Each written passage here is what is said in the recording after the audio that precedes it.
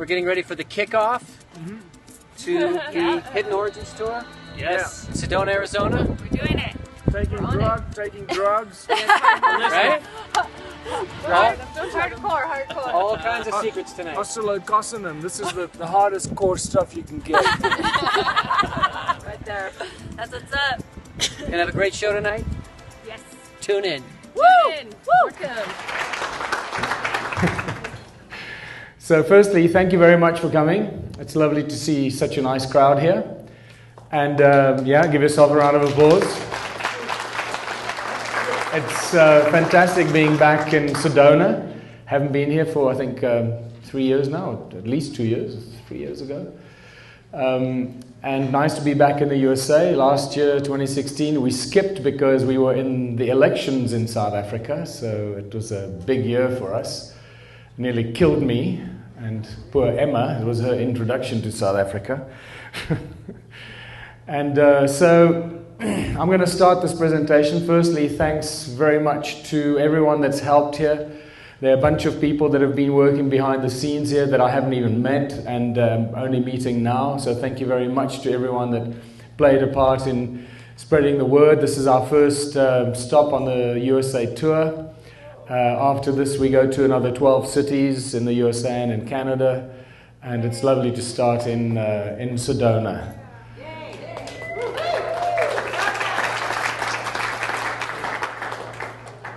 And yeah, we're filming this evening, so hopefully this will be a video that many people can enjoy online as soon as we've got it edited. And to Chuck and Alyssa, thank you very much for doing this wonderful recording and setting everything up. You're absolute stars. And also to Neil for being behind the scenes and helping to organize this entire tour. And let's kick off. I call this the Hidden Origins, Exploring the Nature of Our Reality Tour, because I'm going to start getting into some very interesting areas that I have not really covered before. New research, new information as it keeps growing and expanding. But before I get into it, I'd just like to remind you of some of the, which I wasn't able to do at Contact in the Desert, so I'll start doing it as part of the tour. There's Dean Laprini and myself on the last Sacred Sites tour. This was taken in Bushman's Kloof, that's filled with hundreds, if not thousands, of Bushman rock art paintings. And we just finished doing a ceremony, a sunrise ceremony, and our faces were filled with beautiful Bushman ochre. Just to remind you that we're doing another Sacred Sites tour from the 19th of September to the 4th of October 2017, because the one in March was such a great success. People loved it so much, we decided we'll do another Equinox tour in September. So if you like this kind of thing, please take note of this and email Dean. Go to that website and get all the details and email Dean, and they do all the bookings and etc. This is just to show you how happy everybody is when they get to Adam's calendar. It is a truly life-changing experience. I must admit, I am getting more and more into it, and I can't believe that it's the 4th year that we've actually done this tour now, and these Sacred Sites tours around the very important sites in Southern Africa that very few people are aware of, exposing that part of our human history. So this is getting out of the matrix of division into resonance and unity. As you know by now, I like to connect the dots from the past to the present and see what we can learn from the ancient past and how we can put the ancient knowledge to the benefit of humanity today. And the question is, why does this matter? So many people say, well, I don't really care what happened in the past, I just care. Well, you know, I think if we don't know who we are and where we come from, how could we possibly know where we are going, or at least be on the path, the right path? So I believe that what we learn from the ancient history and the murky origins of humankind is a very clear indicator of what we should not be doing, because it seems nothing that we've done so far has worked, because this is why we're in this mess. So the more we learn about the ancient past, the clearer it becomes as to what we shouldn't be doing into the future. And that's how I like to see it. So there are 5 or 6 points that I like to stress before we start again, or as we start. that first of all, everything is connected. And this is where our education and information systems really let us down, because they compartmentalize everything for us, and you know, the need to know basis, now everything is hidden in boxes, the whole pyramid structure of our learning and our corporatized system, and our lives is completely divided in so many ways. And we forget that everything is connected. Everything on every level is connected. So let's keep reminding ourselves of that, and how every action that we make, everything we do has an effect around, not only around us, but throughout the fabric of creation. Every thought we have has an effect on the fabric of creation everywhere.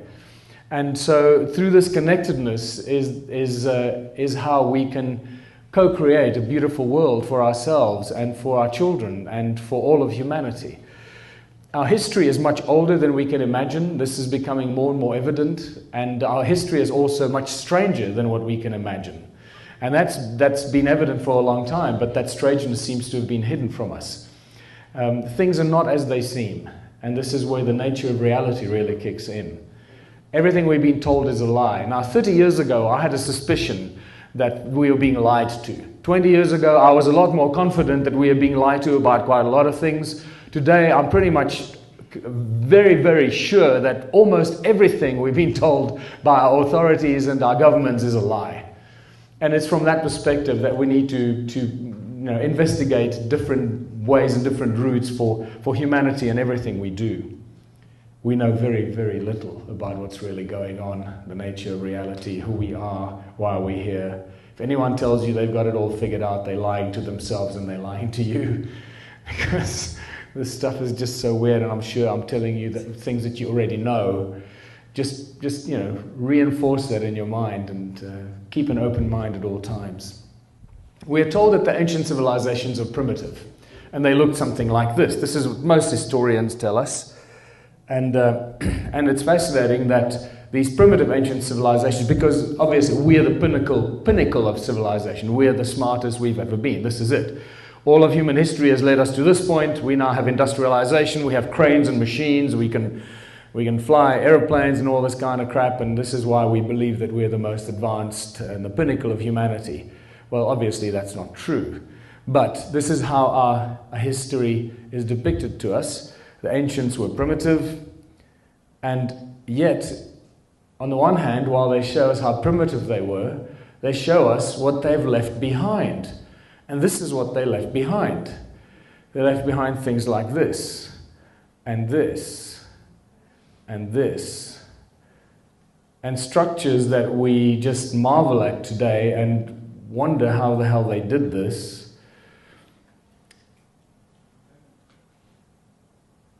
And they had nothing to do, these guys. They just sat around, in their cave and made a fire and say, hey, we got all this time to kill. Why don't we just make some big statues and pile them up and confuse future generations? And hey, if we build a big wall and some of the stones can stick out and look like faces sticking out the wall, that could be cool. Or let's dig a big hole in the ground and surrounded by big stones, that'll be cool. Or they didn't have an alphabet, they didn't have a written language, and somebody made a noise, and it was like a ha. And they said, hey, we got one letter, let's just carve the letter out into hundreds of stones, and we got nothing better to do. And then, hey, maybe if we pile up a bunch of stones and it'll look like it's reaching up to the skies, this'll be cool, let's do this, let's build that. And, hey, there's a rock face, let's take some hammers and chisels. Oh, we don't have chisels and hammers yet, we only got stones. Okay, let's take other stones and carve a whole city out of the rock face, because that'll be a cool thing to do. And then, hey, some pillars, let's make pillars, that could be cool. And this is what they did. They just had so much time to kill, because they didn't have anything to do. They didn't have jobs, and they didn't have to go to work. They could do what they wanted. And then stuff got covered by water, and we discovering all their doodling out of rock. And then they made beautiful statues out of rock that they hid in the jungles that we're discovering, and these strange pyramids, and more big statues, and elongated heads, and all kinds of stuff. And And then they took solid rocks and they carved them out and they made holes into solid rocks because they thought that could be a really cool thing to do. And then they covered them and then they played with them and they made sounds with them and piled giant blocks on top of each other. And then this one here, Borobudur, that's a really spectacular one. That was they were really, really bored when they made this one. And the top of Borobudur is quite spectacular. What's most important about all these ancient sites and these primitive people in the ancient times is they did all of this, apparently, according to our historians, they did all this with ropes, pulleys, hammers, and chisels. Well, clearly, you all know that this is not the case. But the fascinating thing about this is that most of the stuff that I've just shared with you is either in the northern hemisphere or gathered around, clustered around the equator. This is the fascinating thing. Very little seems to have happened in the southern hemisphere over the millennia and thousands of years of civilizations on our planet. Very little ever surfaces in the southern hemisphere. Why is that the case? And yet, if the southern Africa seems to be the cradle of humankind, and we read this in all kinds of surveys, how come we can't find any evidence of ancient civilizations and this kind of spectacular activity that I've just shared with you? How come we never see that emerge in the southern hemisphere? And yet, this is why the discovery of the stone ruins in southern Africa is so critical and so important. Because suddenly it brings the southern hemisphere and southern Africa into the limelight and into the focal point of serious activity that we did not know about. So discovering the vanished civilizations in southern Africa is really balancing the northern and the southern hemisphere activities of ancient civilizations. What we know is that these vanished civilizations of southern Africa left behind more than 10 million circular stone ruins. I'm not going to go into too much detail because I've done it over and over again. So there are more than 10 million of these circular stone structures left behind. Welcome to my world of the stone circles in Adam's calendar. And they are quite spectacular. Most of them you can't see from the ground. You only see them from aerial photographs. Everyone is completely unique. All of them are circular. None of them are the same. And these stone circles cover most of South Africa, or large parts of South Africa, very extreme areas of Zimbabwe, parts of Botswana and Mozambique. Sometimes they are beautiful flower shapes like this. And each and every one is completely unique. This is what the walls look like from the ground. They're not very high. Some of them have been reused in more recent times and reconstructed and made higher. What you're looking at is the largest cluster of stone ruins found anywhere in the world until today. Until we find something else, these stone circles of southern Africa are the largest cluster of ancient ruins anywhere on earth today. As I said, there are more than 10 million of these stone circles. What's even more interesting is that they're connected by these weird channels. They look like these wires that connect them together. And also notice that weird kind of spider's web effect that goes away from the circle. No stone circle stands alone, even though it might look on photographs that the stone circle is on its own. If you look carefully, you'll see the hidden spider's web effect or the channels that connected them to the other stone circles. You'll see those hidden beneath the soil around the circle. There you can see the channel at the top connecting the stone circles. You can see the extreme age and the erosion of these structures. Obviously, much destruction has been done by town planning, town development, farming, roadworks, and that's really mostly where the destruction happens. There are huge parts of South Africa where if you fly over in a helicopter or with a drone these days at sunrise or sunset, there are vast areas that you can actually see many of these structures hidden under the soil. But when the sun is at a very low angle, it shows it up beautifully. You realize that there are vast areas that are just simply covered by these stone structures, but we can't see them. They don't even stick out of the soil anymore. And these channels, you can see channels that cover entire mountains with these stone structures all connected to each other. There's another great example of a channel running over there into some weird hexagonal ruins and structures, cluster of hexagonal cells.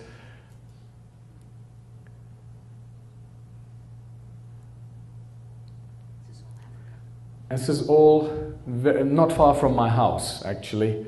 When we sit on the balcony at Stone Circle or at the Ubuntu office, that's what you look at. The mountains around us are covered in all these structures. That's why we are located there. And the other mystery is the vast number of agricultural terraces. 450,000 square kilometers and more of agricultural terraces. Keep in mind that all the history books tell us that Southern Africa was a sparsely populated part of the world. Apparently nobody lived there. Until about 1,000 years ago, when the Bantu tribes eventually made it down to where they live today. Up to that time, nobody lived there. There was some bushmen, hunter-gatherers that used to roam around, but that was it. Well, the 450,000 square kilometers of agricultural terraces clearly tell us a different story. So who built those terraces, when they were built, when were they built, and what were they used for? Were they growing food? Were they doing something else? And how many people were they feeding? And what happened to all those people that they were feeding? These terraces cover entire mountains. When you start seeing them, you suddenly see them everywhere. And the Google Earth images give you a very interesting idea of how widely spread they are as well. Again, South Africa, Zimbabwe, there are parts of Zimbabwe that it's almost impossible not to see these terraces. It's unbelievable. Again, this is not far from my house. This is the entire side of the mountain is just covered in these, and it goes on until you eventually hit either forestry or some farms that have developed farming or so forth, and then it obviously disappears. And the other key thing is that there are no doors and entrances to these stone structures. And that obviously immediately excludes dwellings for people or dwellings for animals. So whenever you read in the very, very naive history books that tell us that these are dwellings for migrating tribes or for their animals, this is clearly a very ill-researched author that put that down. This has got nothing to do for dwellings for animals or people. Archaeological drawings all the way from 1939 show us some of these clusters, these stone circles with no doors and entrances, and you can see how they're clustered together. In many areas you can see some of these clusters, and often they're actually carved on rocks. Sometimes you see these carved on stones when you walk among the stone ruins. That's truly boggled my mind. It's like, what came first? That they first carved the stuff out and then they lay it out, or they first lay it out and somebody came and carved it on a rock as a sort of latecomer architect or town planner or somebody trying to document what they discovered there on a rock. It's just spectacular. And sometimes these stone circles are concentric circles with no doors and entrances. And then you start realizing that there's a lot more to this that meets the eye, and obviously they were used for some very specific purpose. The flagship, obviously, as you may know by now, is none other than Adam's calendar. Well, that name, just so that you know where the name comes from, when I first met Johann Heine in early 2007, Johann Heine was the guy that rediscovered this site. And there he is, also with his incredible discovery, realizing that it's a working and functioning calendar, where the shadow of this rock here, the setting sun casts a shadow on that rock there, and the shadow moves from this side across to that side. On this side is the summer solstice, and then you can tell every day of the year by the shadow of the setting sun, until you get to the winter solstice on this side, and it starts to move back. So it's still an accurate working calendar, and as far as I know, is the oldest working calendar, sun calendar of this nature in the world. And but that was just the built-in feature for the calendar. That's not by far removed from the main reason why this site is actually there. So when I first found it and I was writing a book about it, I had to come up with the title for it. And we were all speculating it was very close to the origins of humankind. So who was the first person alive? It was Adam, obviously. We all know it was Adam. So that's why it's called Adam's Calendar. And somehow the name stuck. So that's what it is. And Baba Credo Mutwa told me, I just released the book. You can see it lying on the table there. And when I showed him this book, he literally burst into tears, started crying. He said he never thought he would see that special place again. And then he told me a lot of information about the place, the fact that he was initiated there in 1937, that it's known as Inzalo Yelanga, or birthplace of the sun, where humanity was created by the gods to be slaves in the gold mines. It's really that simple. There's no mixing of the words here. It's very, very clear what the African shamans, what knowledge and information they have held for a long, long time. And you can see the Eurocentric influence and the desperate attempts to destroy that knowledge and information by the Eurocentric history books that have replaced all the ancient knowledge, not only in southern Africa, but in all the native lands around the world when they were invaded some 500 years ago by those thugs from Europe. When they invaded the Americas, Africa, Asia, Australia, they did the same. They followed the exactly same plan of action. They invade, they take over the land, they kill all the knowledge keepers, they destroy all their written material or any kind of artifacts that they have that contain information from ancient times, and that's how they create a species with amnesia, where you separate people from their ancestors. So you create a gap, and a generational gap, separate the people from their ancestors, replace all their books and knowledge with Eurocentric history books and the Bible and the Quran, and suddenly you've got a species with amnesia. They have no idea who they are, where they come from, and why we're here. And then we look at some of the remaining knowledge keepers that have somehow escaped the massacre. When they come out with all the knowledge and information, we look at them like they've gone crazy, because our history books don't have this information in it. What are you talking about? Our historians would have written it down. They know all the stuff. So Adam's Calendar is a spectacular place, right on the edge of a cliff, as you can see over there. Badly destroyed, but in an attempt to resurrect it, that's what it looks like. We have the Stone Man closest to you. We have a Horus bird that looks out at the 3 stones of Orion. And in the distance we have 2 pyramids. There's actually a third one that align with the rise of Orion. So we have Horus, Orion, and the pyramids that line up. And guess what? Not only does the same kind of imagery and information that we find all over Egypt is encoded in the site, but the site itself is aligned on the 31 degrees east longitudinal line. There's Adam's Calendar, or Adam's Pyramids, Great Zimbabwe. If you extend the line, you get to Great Pyramid of Giza. It's all aligned beautifully along 31 degrees east. And that tells us that whatever is going on here, it was a very, very important longitudinal positioning for those ancients that put all these structures together. Those guys in their loincloths and their hammers and stone hammers and chisels. They were really busy. They were up and down that line. They didn't stop. And so what is all this activity about in Southern Africa? And it's always about one thing. It's always about the gold. And that's the spectacular thing. We often forget that the Egyptian Empire was all about the gold as well. The Egyptians had so much gold, they were putting it on the pyramids, everything was made from bloody gold.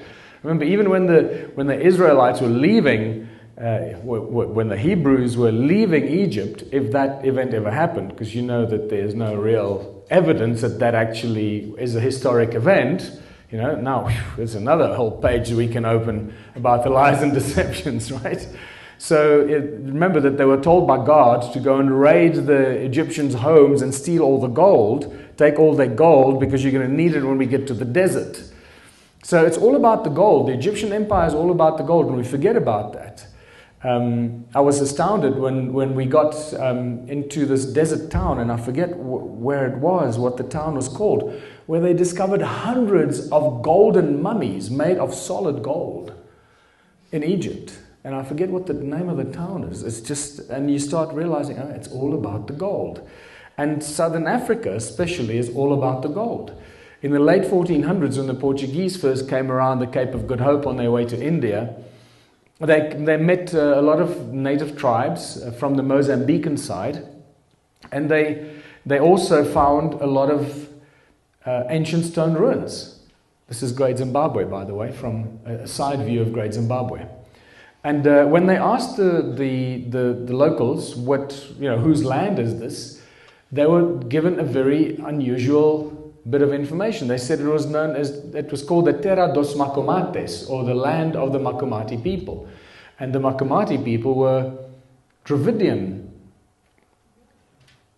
gold miners from southern India, gold miners and gold merchants. They were already there in southern Africa, seemingly before these other tribes, African tribes, came and settled there. That land was already occupied by the Dravidians mining and trading with gold, with the East. And now this is definitely not information you're going to find in any Eurocentric history book, right? But the gold mining goes back much further in time.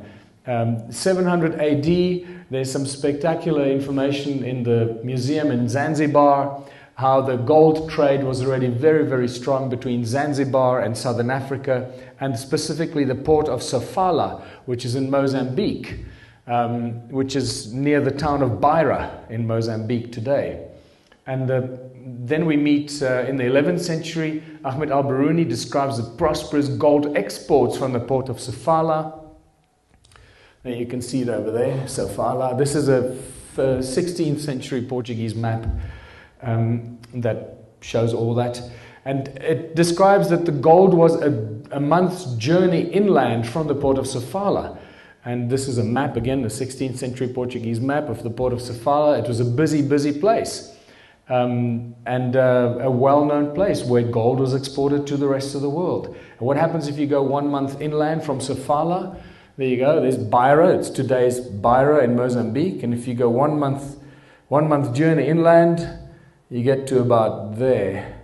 And that's Masvingo in Zimbabwe. And what is it, Masvingo, Zimbabwe? The Great Zimbabwe Ruins. And we meet the great Monomotapa Kingdom, the Golden Kings that were never defeated. The House of Stone, Zimbabwe. And we meet the Monomotapa Kingdom, and it seems that those are the guys that were responsible for all the gold that was being exported for a long, long time. And it's most likely that that's where King Solomon got all his gold, and the whole story of Sheba and all the gold somehow can be related to there. Is there any evidence of ancient gold mines that produced all this gold in southern Africa? Of course there is, because wherever there are stone circles, there are gold mines. And there was a geological survey done in between 2005 and 2010, and I was given this information by a geologist in the town of Nelspruit when I was doing a workshop there, and he said he was part of the survey, and Anglo-American performed a survey, and they found that there were 75,000 of these kind of gold mines found into the sides of mountains, scattered all over that area. And that just tells us that this is not something that was, a low-level mining activity. The reason why these mines are still there, because they're up against the sides of the mountains, so they probably didn't get covered by the flood that covered and destroyed much of the rest of the activity and the stone circles and so forth. And I just jumped to a whole other train of thought because I realized I haven't covered that part. So the reason that the stone circles are covered by soil and sand is because it probably was destroyed by the flood some 10 or 12,000 years ago. That's why everything is covered by sand and soil. There's sea sand sediment everywhere. We found seashells and fossilized fish in the stone circles on tops of mountains. So there's loads of evidence that there must have been a large volume of water that came through there, and seawater that probably destroyed that entire civilization. So in the town of Leidenburg, which is also famous for these very strange and unusual heads, they're known as the Leidenburg heads, that are very out of place in that part of the world, I must tell you. And in the town of Leidenburg, around that area. That's where they counted up to 75,000 of these ancient mines. But there are many more mysterious mines that have been found all over South Africa, in the northern parts of South Africa as well. Mysterious ancient tunnels found in the 30s filled with tools and artifacts. The Volkberg mountain very close to Zimbabwe. I was told by an archaeologist and a geologist from Wits University that he walked through miles and miles of underground tunnels, ancient mines. And the mystery there was that they seemed to have extracted all the gold, but they left all the platinum slag behind. They weren't interested in the platinum, they were interested in the gold only. Then in the 1990s, I was told by a researcher here in the USA that he was given information that De Beers, which is now owned by Anglo American and the Oppenheimer family, as you may know. That's all Oppenheimer, the South African leg of the Oppenheimer family. They found a mine 22,000 feet deep that was cut with absolute precision, with technology that they do not possess. And if Anglo American or De Beers does not possess that technology, then I can tell you no one else possesses that technology, because they have the leading edge of all technology. So, and then also I was told by the chief geologist from Anglo over a beer at a pub that they find many ancient mines. They find old mines all the time, mine shafts, mine tunnels. And then I asked him, so what do you do with them? And he said, well, our instructions are, if we ever come across that, is to cover it up and move right on. And at that time, when I asked him at that time, he said, oh, we just recently found an ancient shaft in Bloemfontein, the capital of the Orange Free State in South Africa. And he said it was about 500 meters deep, and there were some skeletal remains at the bottom of this ancient mine. And I freaked out. I said, wow, so what's going on? Are you going to, explore or research the skeletal remains? He said, oh no, we covered it up. It's all covered up, and we moved right along. So you can just imagine the amount of destruction that the mining operations have been responsible for. But in December 2014, I was privy to this is a modern mine in South Africa, and in one of these mines, the side of it caved in completely, that exposed an ancient tunnel and was running just below it. So all these miners went into this the ancient tunnel, and they started finding some really bizarre stuff. But the tunnel was far more smoother and far more, obviously tools used that were far more advanced than the tools they were using to dig their tunnels. So within hours, that entire tunnel was shut down. That part of the mine was shut down. No one was ever allowed in there again, and it was never reopened. So instead of exploring it and sharing that and turning it into an interesting archaeological exploration, it gets shut down, never spoken about. In fact, that just reminds me. No, I'll talk about that later. In Zimbabwe, Nyanga, the northeast province of Zimbabwe, very ancient ruins, very, very ancient ruins that hardly. You can just find little scattered evidence of it. And we find water furrows and slave pits. Water furrows that are carved out of solid rock that run for hundreds and hundreds of meters all over the place, and connect to stone circles, and are also connected to these so-called slave pits. And this is what our archaeologists tell us, that these are slave pits for either slaves, animals, or grain. And then because that's all it can be, right? Animals, slaves, or grain. So you can think, really? So you're going to put the animals in there, and then how do you get them out? What are you going to throw them in there? And grain? You're going to put grain in there? That's not a very smart thing to do, right? The first bit of rain, and what are you going to have? Beer from all your grain? What are you doing here? And slaves. Now that's a good one, because can you imagine? No slaves ever going to escape from that.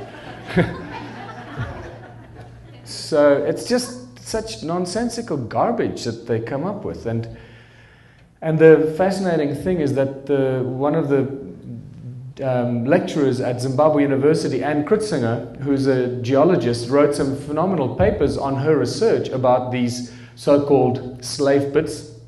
And she shows that these were actually purification or extraction tanks for the purification of gold. She found inlet valves and outlet valves, and in the outlet valves she found up to 2 grams per ton of gold sediment in the outlet valves. So it must have been involved in some sort of gold process.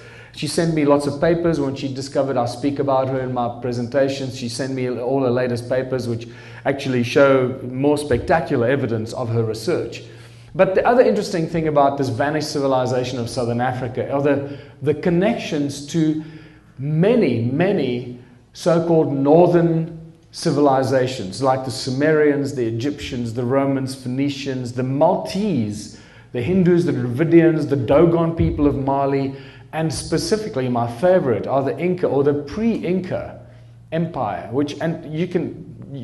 obviously all of these are all obsessed with gold, right? They're all golden empires. And the pre-Inca civilization was found accidentally in a sinkhole in a town called Carletonville, which is also a big mining area. I grew up known as the West Rand, west of Johannesburg, which is just filled with gold mines. There must be 60 gold mines there, and every year more gold mines open up. Our poor country is being mined into oblivion. It's insane. It's just to become a mining colony for the elite. And in Carletonville was known for its sinkholes, these holes that just appear out of nowhere. And around 1975, a bunch of mine rescue team went into one of these to test their equipment, and at the bottom of it, they found one of the sides was caved in. They opened it up, cleared it out, and found this tunnel that went into the darkness. And the tunnel was described to me to be paved all the way around underneath and paved all the way around, something like this. This is not the tunnel, but I found, so you can just imagine it. It wasn't, when they found it, it wouldn't have been beautifully backlit for a photo opportunity. So he says when they found it, they walked in there and they were obviously very nervous because this is like, what the hell is this doing here? And several meters into the darkness, they stumbled upon one of these facing them in the dark. And he said, this man told me that they got such a fright, they just turned around and got out of there as quickly as they could. And they never ever told anyone about this until he told me about this, and then 3 months later he died. So I'm glad that I listened to the old man. The fascinating thing about these ancient mines in South Africa, that we also have a connection to Egyptian gold mines, specifically with the birds. Theodore Bent was an British archaeologist that traveled pretty much. He was a well-traveled guy in Egypt, all over Africa, and spent several years in southern Africa, and he explored Great Zimbabwe. He's actually one of the guys that left us the best clues and evidence from his excavation in Great Zimbabwe. He talks about several meters of sediment that indicate gold mining civilizations. That's from his exploration in Great Zimbabwe. And what he made a connection with, which is fascinating, are the birds on a pedestal in Egypt to the birds on a pedestal at Great Zimbabwe. Now, the birds on a pedestal in Egypt were also used as mascots or protector mascots, guardians of the gold miners in the mines of Egypt that he excavated. He says that the carvings of the birds on a pedestal like this were found at the entrances to the gold mines in Egypt for protection of the gold miners. And that's what the really interesting connection is. The Zimbabwean birds, the birds on a pedestal, that I believe are much older, and I believe would have then been also the guardians of the ancient gold miners, or the first gold miners on earth, quite probably, in southern Africa. And I found what I believe are even older versions of that, these very basic stones that are the broad base and the narrow head, that I believe are the very, very early basic prototypes of these birds on a pedestal, or these birds that we then see more refined as time goes by. The Sumerian references to gold mining are quite spectacular, because we find so much information about southern Africa in the Sumerian texts, about the Anunnaki, what they were doing. But what I find even more spectacular is the most recent discovery that I made literally a week ago, is what I couldn't understand, what puzzled me is, like, where did these Sumerians, because this is the oldest deciphered language that we know, right? And there are others, but there's not enough information about some of these ancient languages. But this is by far the most understood at this stage, and a lot of information is coming about the cuneiform text, this cuneiform kind of text. And I found out that the cuneiform text is actually encoded with light energy. Where did they choose these symbols from? How did they come up with these silly little, where does this originate from? And then I stumbled upon the work of Michael Evans. This incredible work that shows how light manifests itself if you create like a buckyball, Buckminster Fuller ball, and out of these light rods, what happens at the junctions of these light rods? How light carries information and how it manifests. And this is what it looks like. It looks like this. Can you see what I mean? The exact shapes that are used in the cuneiform texts. So I'm beginning to think that the cuneiform texts are actually encoded with, remember, light is information, light carries information. And each one of these light structures, or structures that's filled with light, will carry information. And I'm thinking now that this is what inspired the Sumerians and those guys that came up with that cuneiform text, is to use this essence of how light manifests itself in sacred geometry, in the edges of sacred geometric patterns. So when we read cuneiform text, we're actually reading text that's encoded with the information that carries the light. This is a whole new spin on what we may be getting or what we may be missing in the cuneiform texts. So, this is the first time I've ever spoken about this. So this is a whole new level of information that we need to go and look at.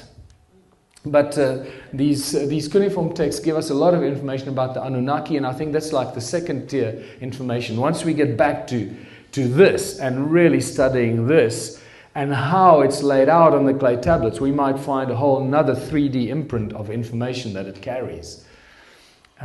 So we learn about the Anunnaki, the Anunnaki gods, obviously, Anu, Enlil, and Enki, and they work in the Abzu. And the Abzu has been given many meanings, but the primary meaning that I was attracted to is this is where the gold came from, and they refer to the gold all the time. And this is some of the translations. Great rivers there rapidly flowed, and abode by the flowing waters Enki for himself established. He established a fortress for his house and other places where the workers would live and where the bowels of the earth to enter. Place of deepness he determined for the heroes, into the earth's bowels to descend to extract the gold. And I often thought that maybe Great Zimbabwe was like the mine manager's house. I spoke about this before, because the mining towns that I grew up on, it was always very easy to find the mine manager's house. Just like stand around in the town and look around and find the biggest house on the hill, and that's always where the mine manager used to live. And Great Zimbabwe is exactly that. I mean, it's the house on the hill, the biggest house on the hill in that whole area. And I thought, well, maybe that's where Enki used to hang out, or there was his house. But I don't know. I'll tell you why. Because when you look at Great Zimbabwe, that big conical tower inside doesn't really, I think that the whole structure of Great Zimbabwe is very similar to the same, the way that the other stone circles were laid out. And you'll find out what that is all about a bit later, if you don't know that yet. So, in the Abzu, Enki plans was conceiving where to build his house, where for heroes dwellings to prepare, where the bowels of the earth to enter. And now we read about his technology and so forth. The earth splitter, Enki there established, there within the earth a gash to make, by way of tunnels earth's innards to reach, the golden veins to uncover. But to do all this mine work and to get all the gold, they needed some serious help, because they couldn't get enough gold. You should know this by now. And this is where they decide to create a little slave. And this is where we enter the picture as humans. This is, however, a very, very murky area. I'm really simplifying it here, and I'm sure that you are deeply aware of how murky and mysterious the origins of human race is, and what the potential genetic contributors are or may be to our gene pool. And this is a huge discussion, but it does remain there's definitely a key line here that suggests that we were created originally as slaves by the Anunnaki to dig in the gold mines. And this is what many of the ancient cultures believe, especially the African cultures believe this unquestionably. Sorry, I missed that. Let us create a Lulu, a primitive worker, the hardship work to take over. Let the being, the toil of the Anunnaki carry on his back. And then a primitive worker shall be created. Our command will he understand. Our tools he will handle. To the Anunnaki in the Abzu relief shall come. Just notice here, I'm going to come to this later. This is apparently a scene depicting the creation of Adam or Adamu. And this dude here is holding something in his hand. At first I thought it was a flask or something, right? Or with some mixture. But actually it looks like a cone-shaped tool more than anything else. I'm going to come to cone-shaped tools a little bit later, because with the cone-shaped tools, they pretty much did everything. And then the mysterious stone tools and artifacts. I was so happy when I found this one. See, you can see how happy I was there.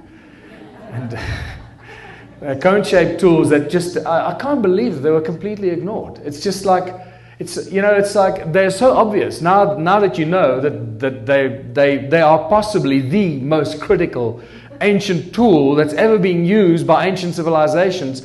And it's like looking at the trees and not seeing a forest. It's like they're everywhere, but we didn't see them until I started picking it up.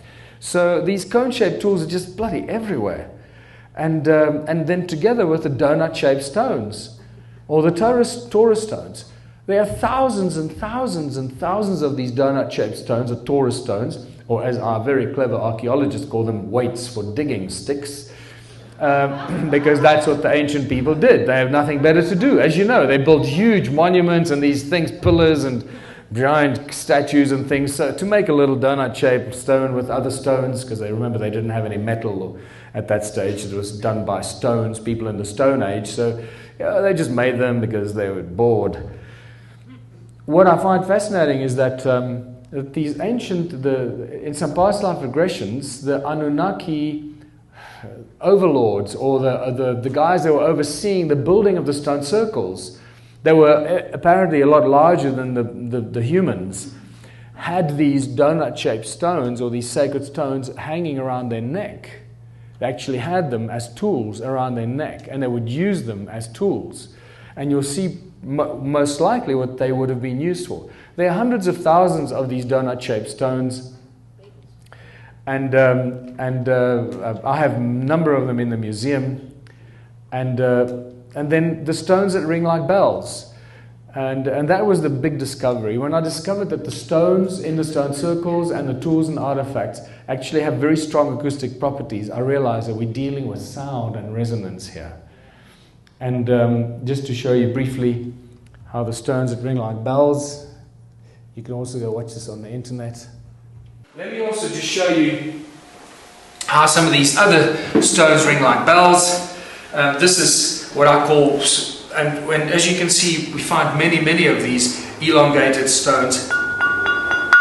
This one is full of patina.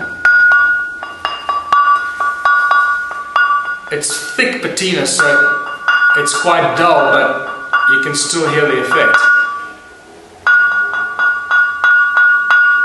And this is a beautiful one. This one actually rings at 2 different frequencies.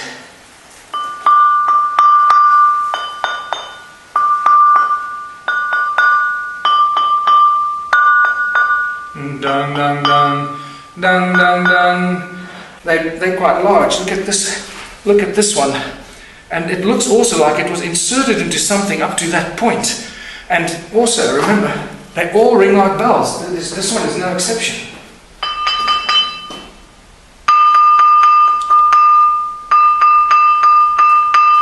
Alright, and on that note, there we go. That's better. That's what you want. You realize that this thing really rings like a bell, and it reverberates for quite a long time.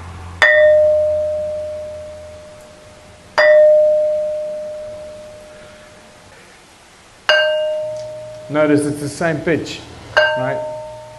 And that's not by accident.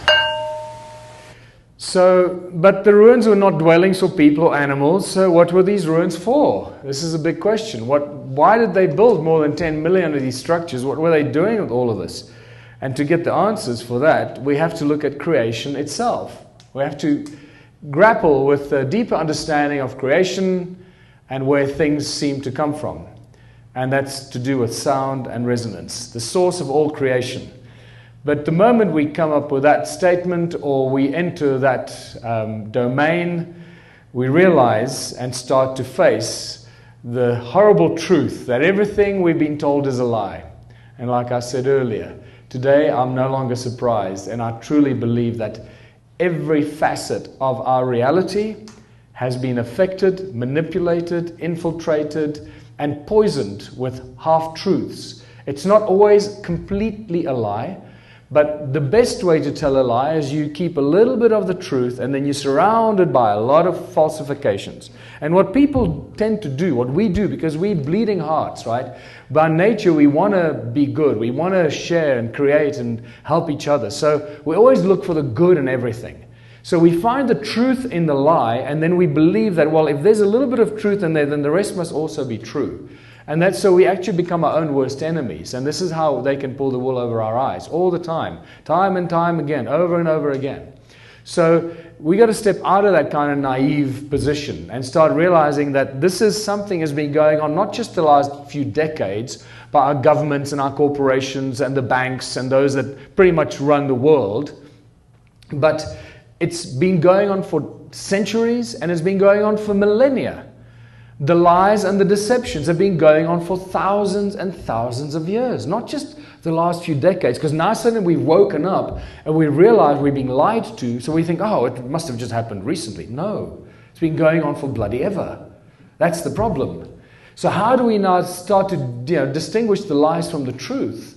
And I'm beginning to think that many of the ancient texts could have actually been manipulated and been written in ancient times with the intention of finding, in some future timeline, and the dumb schmucks that find it will go, oh, wow, this is ancient stuff. It was written. It must be true. It was hidden in the cave somewhere. So it must all be true. So, that's how you can also create deception down the line. By, okay, let's write all this crap down here. We'll bury it in a vault somewhere and they'll find it at such and such a time. Or they'll guide us to finding it and discovering it. And say, oh, wow, we discovered Nag Hammadi texts and all this. And we all believe it's all true. So we got to be really careful as what we actually believe and what has been set up for us to keep deceiving us. So I no longer bloody believe anything. I tell you, it's like, that's not true. I believe, I believe the children are our future. But there's some things I believe. And what strikes me is that the bigger the lie, the more inclined we are to believe it. Because we can't imagine that somebody would be able or have the capacity to create such a humongous lie and plan it for so long that it's just beyond our level of comprehension. Because we just can't do it. So everything in history, science, technology, health, biology, genetics, the universe around us, religion and money, obviously. But when I look up at the moon, what am I actually looking at? What is that thing up there? What the hell is it? I don't know what it is anymore. I don't know. Have you seen this one camera photographer guy? He's fantastic. He calls himself Crow 777 or something. He's been filming the moon for 4 years. And he shows clearly that the moon, every now and then, has this like glitch. Like when you watch old computers, remember old TV screens and computers, when you get this little line that went up over across your computer or across your TV screen? That's what happens on the moon. Every so often. This is like the glitch that goes zzz, over the surface of the moon. So like, what? And what am I actually looking at when I look up at the moon? So, just step away from what you think is real and what you believe to be the truth, and just analyze everything from a slightly different perspective. And I want to show you an example that basically shows me that if they could lie about this, they can lie about everything. If they could pull this one off, they can pull off anything. And this is to do with the Bible. This is Micheal Ledworth, my good friend that lives up in Rainier, Washington. He was the advisor to the popes at the Vatican for 17 years. He is a walking encyclopedia. He's one of the most incredible human beings you can ever meet. You can discuss anything with him and he'll launch into a deep level of comprehension of any subject: historical, Hebrew texts, cuneiform texts, Sumerians, ancient scriptures from the east, from the west, from everywhere. He knows bloody everything, this guy, right? And what he found out is that the opening phrase of the Bible was messed with, completely messed with. We all believe, and we read the opening text of the Bible that says, "In the beginning God created the heavens and the earth." Well, he found out when he was still a student, I believe, that the original Hebrew text was messed with. And to do that is very difficult, because you should know by now that the Hebrew text and the scholars that write that, it's all a mathematical formula. So it's very difficult to cheat. It has to have so many letters across and phrases, and they cross-reference it. So you can figure out very quickly if somebody messed with one of these phrases and these paragraphs. And yet they pulled this off. This is what boggles my mind. How could they have pulled this off, to lie about it? And he shows that the original Hebrew text begins with the letter B, Beth. At the moment, the Bible starts, that says, Barashit bara Elohim et hashamayim wa et ha'yaris. Ba, it starts with Ba, the second letter of the alphabet. It's not possible, because all Hebrew sacred texts must begin with the first letter of the alphabet, which is A, or Aleph. So somebody messed that up. That's not possible. When he added Aleph, so at the moment, it doesn't make any grammatical sense, actually. It's a non-grammatical incorrect sentence, grammatically incorrect sentence. For any Hebrew-speaking people here, you'll know what I mean. And it refers to Elohim here as the gods, but it doesn't make any sense. So when he added A, or Aleph, suddenly it says, Abba Rashit bara Elohim et ha-shamayim wa et ha-yaris, which means the Father of the beginnings created the heavens, created the Elohim, the heavens and the earth. The Father of the beginnings created the Elohim, the heavens and the earth. And suddenly the Elohim no longer is God, or the plural of gods, as we perceive it from the incorrect first statement of the Bible. Now, if they could pull that off and lie to us about that, they can bloody pull off anything. So this is how I see this deception that we face on every level. There are three holy cows of our education system that I love to talk about. And these three holy cows that many people find untouchable are that we evolved out of apes, humans evolved out of apes. Nothing can travel faster than the speed of light, and energy cannot be created or destroyed. It can only be converted from one form to another. Now, if you mention these in any kind of scientific debate with professors and very clever people from universities, they'll all sit and nod and argue, yes, absolutely, that's how it is. All bullshit. Absolute lies. The theory of evolution remains a theory of evolution. There is no scientific evidence ever shown that we evolved out of apes. It's all bogus crap that was put into our history books to remove us from a creator or any kind of creation process or the possibility of being created by other ETs or any such activity. So the theory of evolution is all part of the long line of lies and misinformation and deception that goes back thousands of years. It's not something that started recently, right? The fact that nothing can travel faster than the speed of light was shattered already in 2005, but many ways has been shattered already. Even when Paul Dirac won his Nobel Prize in 1933. Actually, part of the Nobel Prize, or his quantum theory that he won the prize for, shows that subatomic particles move faster than the speed of light. But that was never brought up while he was receiving his Nobel Prize. So all these, it's just like such nonsensical crap, and we all buy it because we believe these people at university are very clever. So at 2005, at the Middle Tennessee State University, 2 undergraduates and 3 high school students, I believe, propelled sound faster than the speed of light. And this was very quickly written up in the American Institute of Physics in 2007 and then hidden from sight. And again, this is what they do all the time.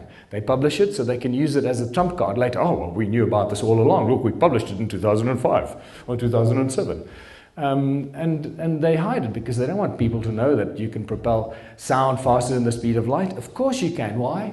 Because sound is the source of all things. Sound is the creative source of everything, including light. And nothing, sorry, the best one is that we cannot create or destroy energy. Energy can just be converted from one to another. And then the next breath, they tell us that we all come from the Big Bang. There was nothing, and then suddenly everything is here. So hold on, so I thought you can't create energy. So what happened here? Oh, no, but the energy was already there. It was just in a very, very, very tiny infinitesimal point called the singularity. So it was always there. That's how they get away with the crap that you can't create or destroy energy. So I believe that this is all part of the agenda to keep us dumbed down and manipulated. If you look at the photographs from NASA, if you can believe them, of these spectacular pictures of nebulae and these nebulae, the Horse Nebulae and the Eagle Nebulae and all this nebulae and the Eye Nebulae and all this, and they tell us that there are trillions of stars being born every second. Okay, wow, but I thought we can't create energy. So surely it takes energy for stars to be born. Where's that energy coming from? Where's it go? Oh, from the vacuum. Oh, but space is a vacuum, so in a vacuum nothing can exist. So that busts EMC square, right? So energy is equal mass times speed of light square. Energy, mass, in a vacuum there's no mass. So if the mass of vacuum is zero, it means 0 times the speed of light is 0. That means there's zero energy in space. So how can anything be created out of... What's going on here? They're just lying to us. Every step of the way, we're being fooled and lied to. Spectacular. Another great secret that they've been keeping from us is... Cheers. Thank you. Am I sounding hoarse? Another great secret that they've been keeping from us is that water seems to be everywhere in the universe. So there's a vacuum, there's nothing in space, and then all these nebulae are creating stars all the time, and worlds are being formed, but there's nothing, it's a vacuum, so I don't quite understand how that works. You know, where does a vacuum end, and where does a nebula begin, and what is at the boundary, at the edge, how does that work? And you know, vacuum is a very powerful thing. You should know that by now. I mean, a vacuum sucks, right?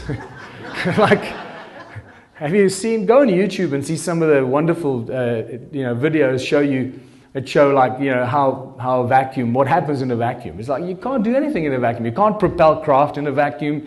You know, all this, the pictures of gravity and all that.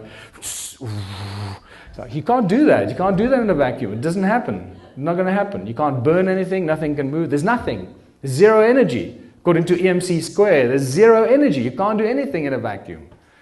And then yet, there's water everywhere. How is that possible? So again, NASA hides these things because in, was it 2009, I think, when they published this, that they found sprawling clouds of cold water vapor around a burgeoning solar system nearby called Hydra. Hydra. Yeah. The water vapor could eventually deliver oceans to the dry planets that are forming in that solar system. So they're just telling us that there's actually water out there, but they've actually been telling us that there's water all around our whole solar system, isn't it? Our entire solar system is surrounded by water in the form of ice. Firstly, we have the Kuiper Belt, which is just, you know, trillions and trillions of pieces of ice floating around there, like this belt around the extreme part of our solar system. And then that is within another big cloud of water or ice called the Oort cloud. So you get the Kuiper Belt, and then the Kuiper Belt and the entire solar system sits in the Oort cloud that surrounds the entire solar system. So they tell us that this solar system called Hydra is surrounded by water, and then actually our entire solar system is surrounded by water, and it looks probably something like this. So, and there's another nice artistic impression of what our solar system may actually look like. The entire thing is possibly made up of water. And suddenly, I have a very different take on the opening statement of the Bible. The Spirit of God moved over the waters. I could never understand that. What does that mean? How come there's water? Nothing has been created. He hasn't even said, let there be light, and yet there's already water. So suddenly Scripture takes on a very different kind of meaning to me.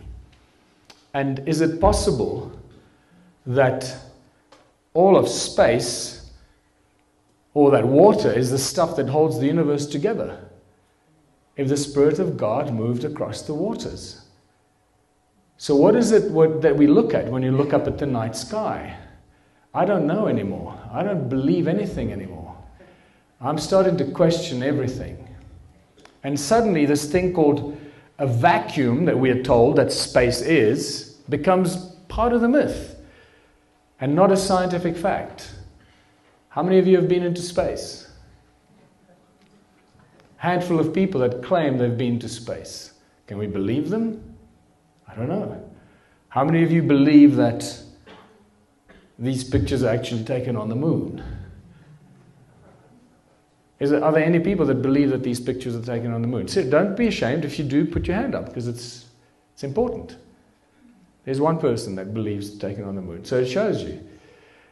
The lies of NASA are starting to affect us dramatically, and we no longer believe anything they tell us. So if the moon landings were faked, which by now you should know they were shot by all the moon landings that we've seen, all the images that we've ever seen of the moon landings were shot by Stanley Kubrick on the set of Space Odyssey 2001 in England.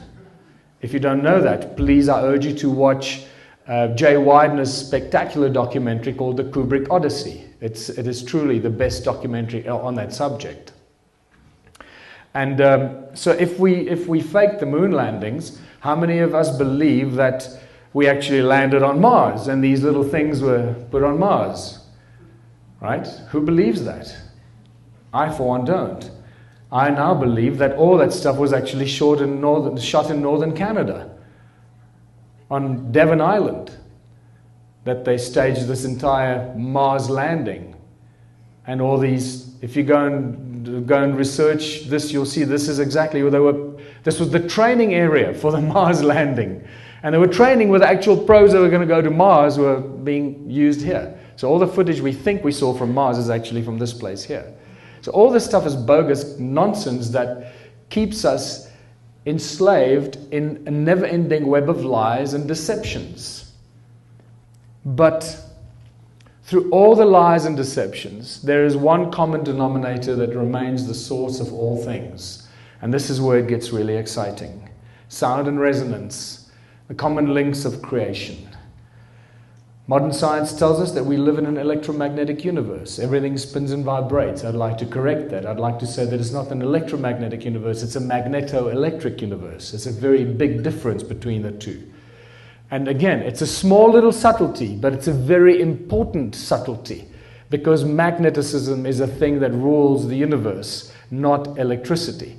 Sound, magneticism, electricity. And you'll see how this chain reaction causes everything that we observe when we look up at the night sky or the nature around us. Everything in creation spins and vibrates. Everything has its own prime resonance frequency. Everything.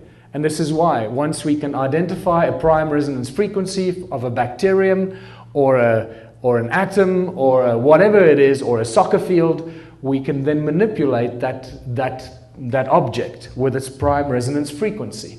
Sound and resonance, common links of creation and religion. In Christianity, it's the word. In Hinduism, it's Om.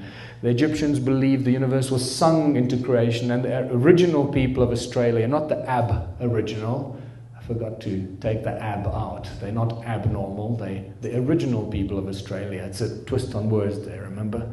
Keep that in mind. So it's the original people of Australia believed that the world was created with 3 sacred songs. And then we have the phenomenal similarities between the 6 days of creation in Christianity and the word that created everything, the 6 aspects of Om, and the 6 aspects of the all-seeing eye of Horus, and you start seeing the connections between all these ancient cultures and the creation stories. And then the creation stories get even more interesting when you read the Hindu creation story. It says, everything was so peaceful and silent that Vishnu slept undisturbed by dreams or motion. From the depths, a humming sound began to tremble.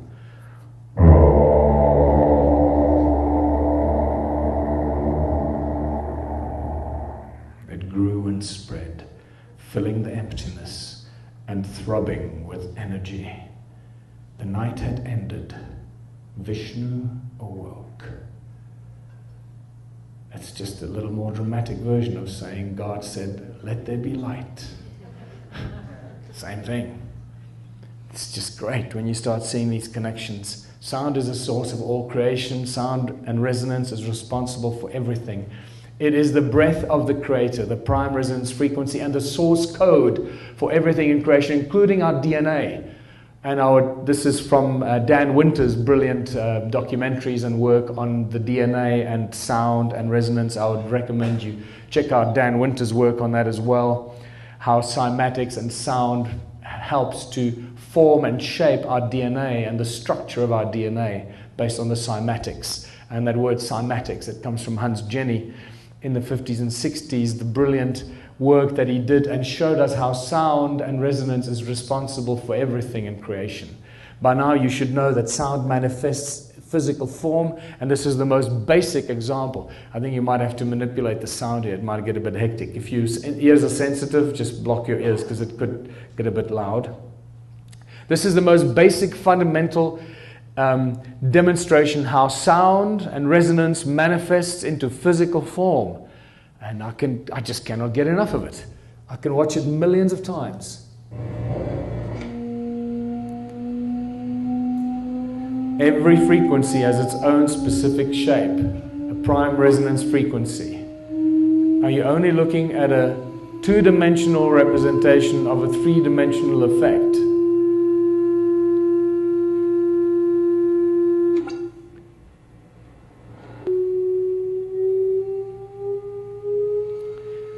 I think he actually uses rice on a metal plate here.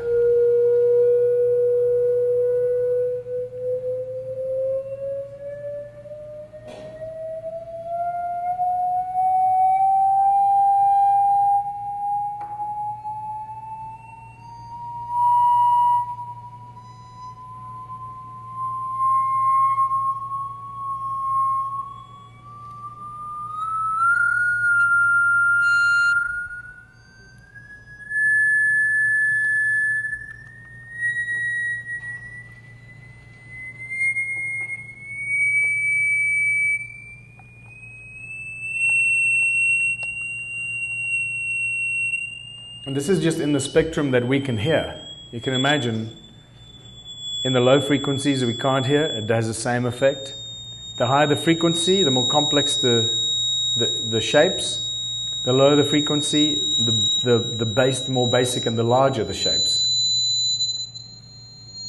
The wavelengths get shorter and shorter as you go higher.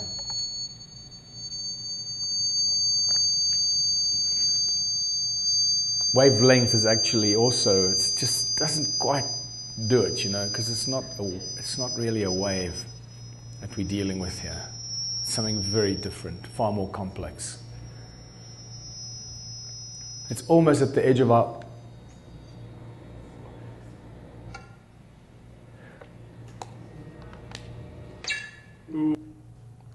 Okay, so the original people of Australia have a creation story that says time began when the supernatural beings awoke and broke through the surface of the earth. So imagine the surface of the earth being something like this, that metal plate being the surface of the earth, and the supernatural beings broke through the surface of the earth, and they created the surface of the earth with 3 sacred songs.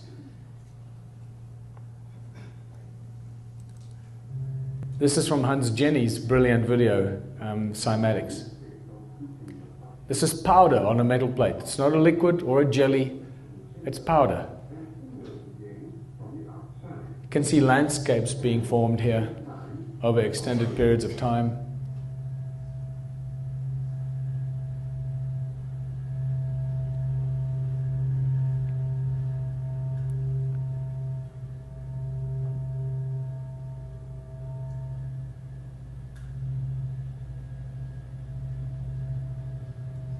Mountains can form, valleys, volcanoes, all to do with the sound of the earth, coming out of the earth. Now watch that. We can recognize the various patterns of the vibratory fields.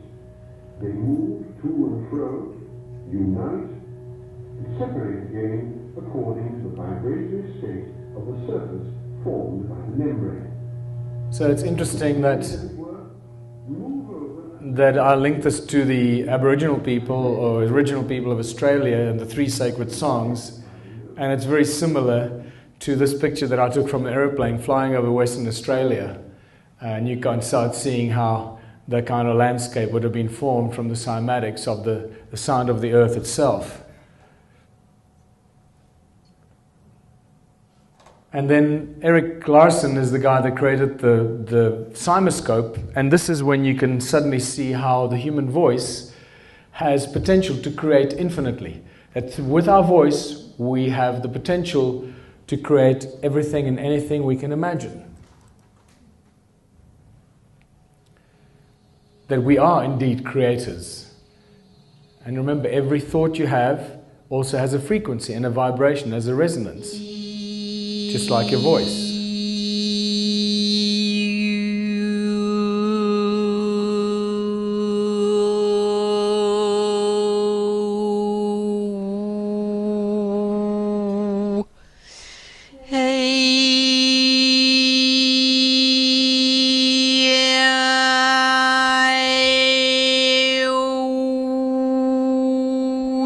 Can you see it's got a slight toroidal feel to it? It's actually the shape manifests in a toroidal shape. Okay, I'm going to move on. And some of these pictures, the images of this cymoscope images, tell us that it was these sounds, the images of the sound, that actually inspired religious symbols. That beautiful cross in a circle at the center of some of these cymatic photographs give us a very clear indication that the creators of the religious symbols knew exactly what they were talking about, that the source of creation is sound itself. And that takes us to what sound does. Sound pretty much does everything you can imagine because it's a source of creation. Do you guys want to take a break? Anybody want to take a break? If you want to take a break, just go stand at the back, do some stretching exercises. Like some people are doing. If you have any questions, I suggest that you just leave it because I'm about halfway through. Ancient civilizations understood sound and frequency, and they used it for everything. They used it as a tool, and they also used it to control and manipulate humanity. This is nothing new. We know by now that the pineal gland is pretty much what represents the all-seeing eye of Horus. It's a receiver, it's a transmitter, it's a powerful tool that we should be using, but we're not, because it was manipulated with and probably compromised. And it seems that these ancient beings, these either bird-headed beings or winged beings, used these cone-shaped tools and other techniques to manipulate our pineal gland and manipulate our DNA. They controlled us, the tree of life or the DNA, and they probably used sound and frequency to do that with. But what's important is to look at, so we got a pine cone, a cone-shaped tool in his hand, and that weird wristwatch that has got these 12 cone shapes pointing at the center. And then also this here. This here looks just like the stone tools that I've been picking up, a cone-shaped tool on his arm. Seems like everything is encoded here when they draw these or carve these things. It's not just accidental. Everything has got a reason why it's there. So you'll realize why that is so important, because this wristwatch with those 12 cones pointing at the middle shows us that they weren't only controlling our thoughts and our minds with sound and frequency and magnetics in ancient times, but we've been doing it for ages now. There's your all-seeing eye of Horus. There's your half of that weird wristwatch with the 6 cones facing the middle, all controlling us with sound and frequency. And this brings us to using sound as a tool in technology. Sound creates light. It's very obvious. We know that God said, let there be light, and you can do this yourself by attaching a speaker to an LED light and see what happens. The ankh was used as a healing tool. We know that from images like this, and there's a lot more to be said about this. The medicine wheel is a cross in a circle that represents sound, that primordial source of sound, that shows that the Native American healers knew that sound could cure and could heal. This is a Sumerian seal that represents sound, and also this is where the swastika has its origin, in sound and resonance. The Ark of the Covenant was obviously a very powerful sound energy generating device. It was also a communication device that Moses could communicate with God and with his people when he sat on the mercy seat below the angels and their wings, and was also a very powerful device that brought down the walls of Jericho, because obviously gave off some sort of a low frequency vibration, and then with a blast from a trumpet and a shout, the walls came tumbling down. So either an electromagnetic pulse or something of that kind that brought the walls of Jericho down. Royal Raymond Rife, you should know by now, that cured the man that found the cure for all disease with sound and resonance. They were converted to electric impulses. And right here in Sedona, in a library in Sedona, is his handwritten manuscript that you can read all his handwritten frequencies that he wrote down for cures for all the disease. This all the different cancers. This is for diphtheria. This is for tuberculosis. And so it goes. Lakovsky, the multiple wave oscillator, that has got an incredible record of curing all kinds of diseases, including cancers. And more recently, Anthony Holland, who in a TED talk in 2011 shows how he cures cancer with sound frequencies. Unfortunately, Anthony Holland thought he'd become famous. And since then, we've not heard anything of him. He sort of disappeared. He didn't realize that the sound healing of cancer was discovered long before him, because he mentions it as a new phenomenon.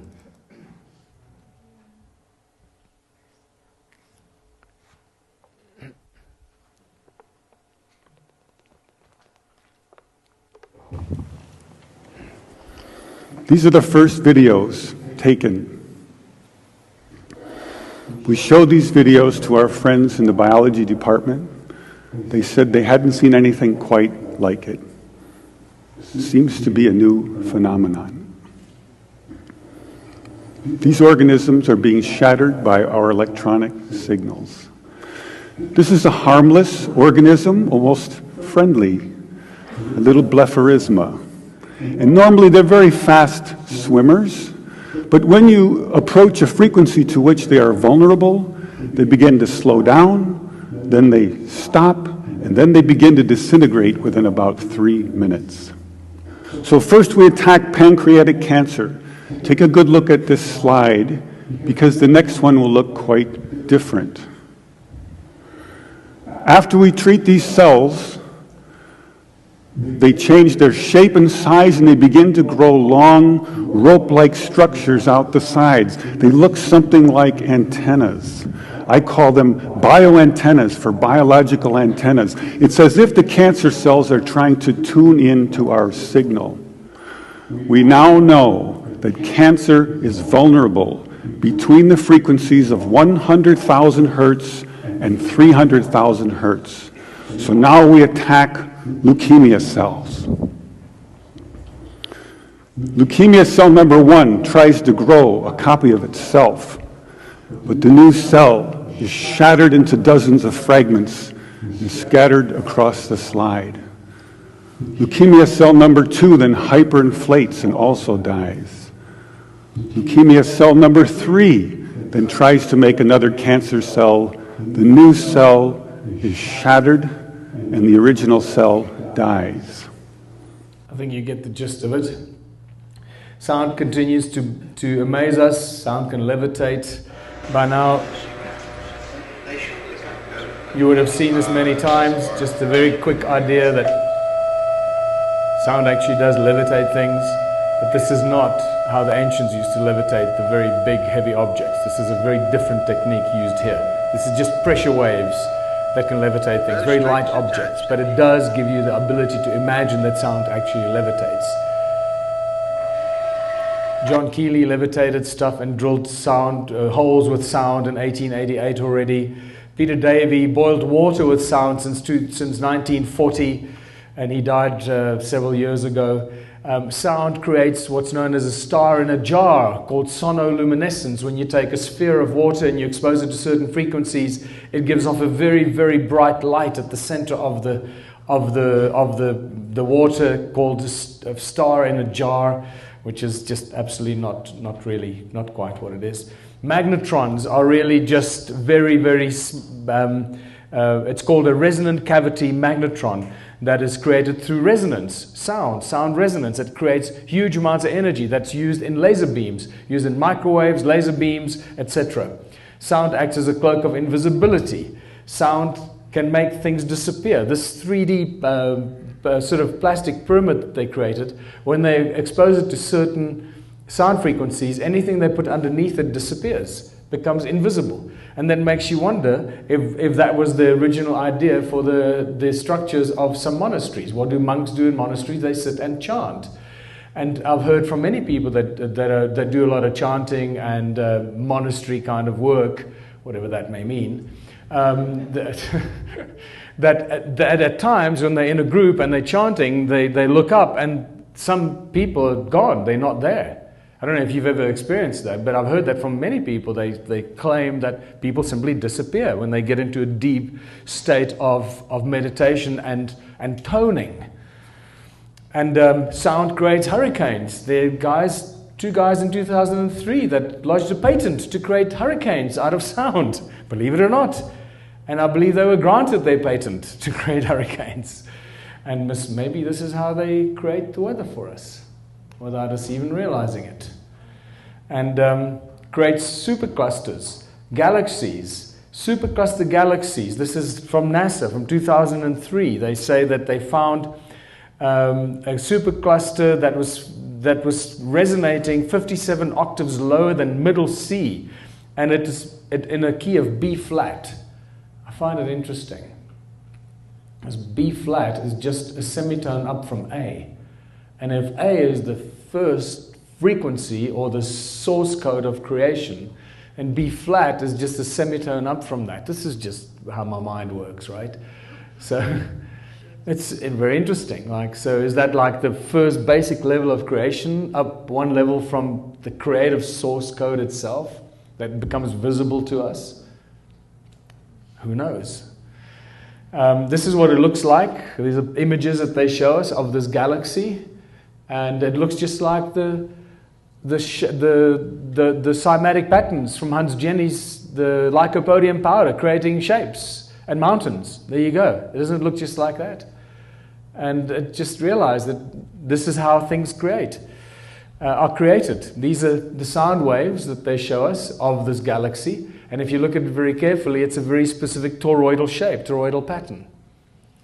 And this is a fantastic one. These kids from college here in the USA that created a sound fire extinguisher. And this is years ago. You would have thought by now the fire brigades would be using it everywhere.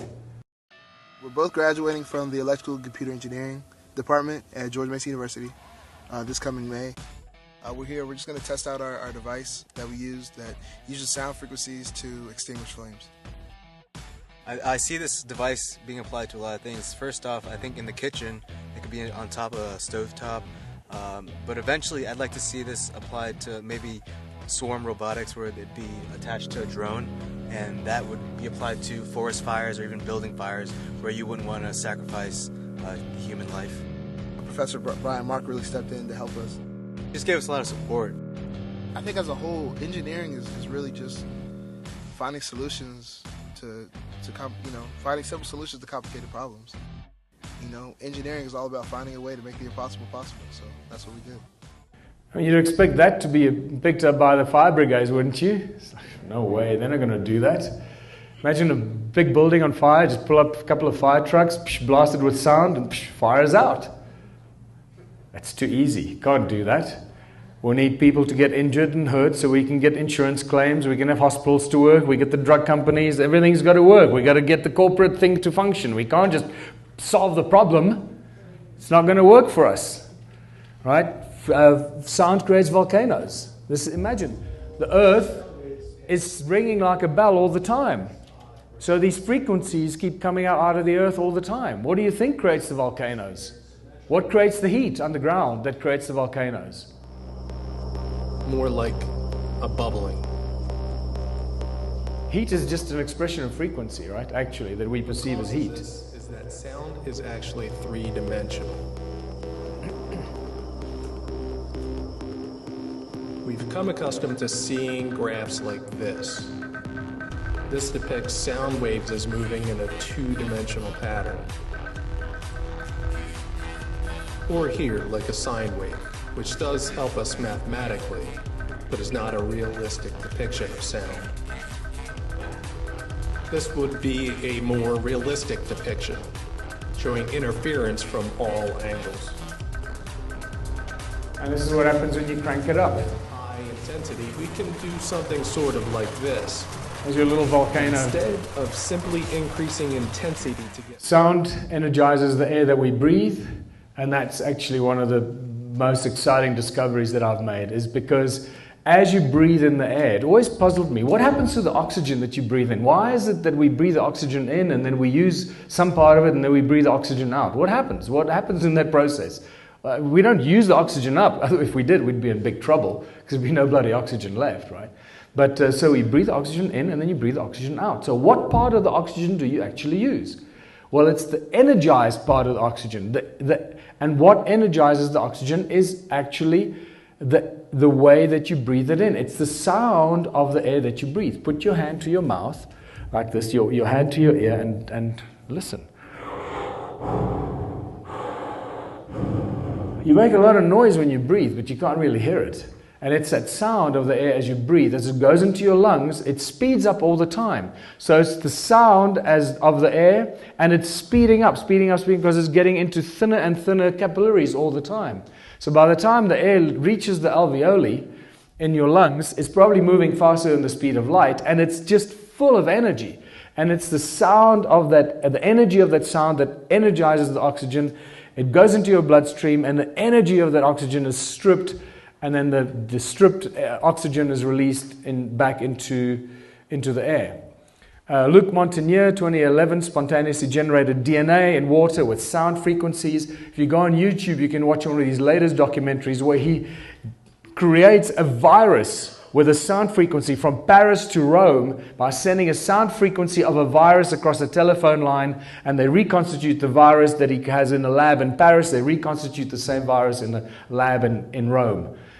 This is just spectacular stuff, right? So now you can see how we can manifest things. We become creators and can manifest anything with sound.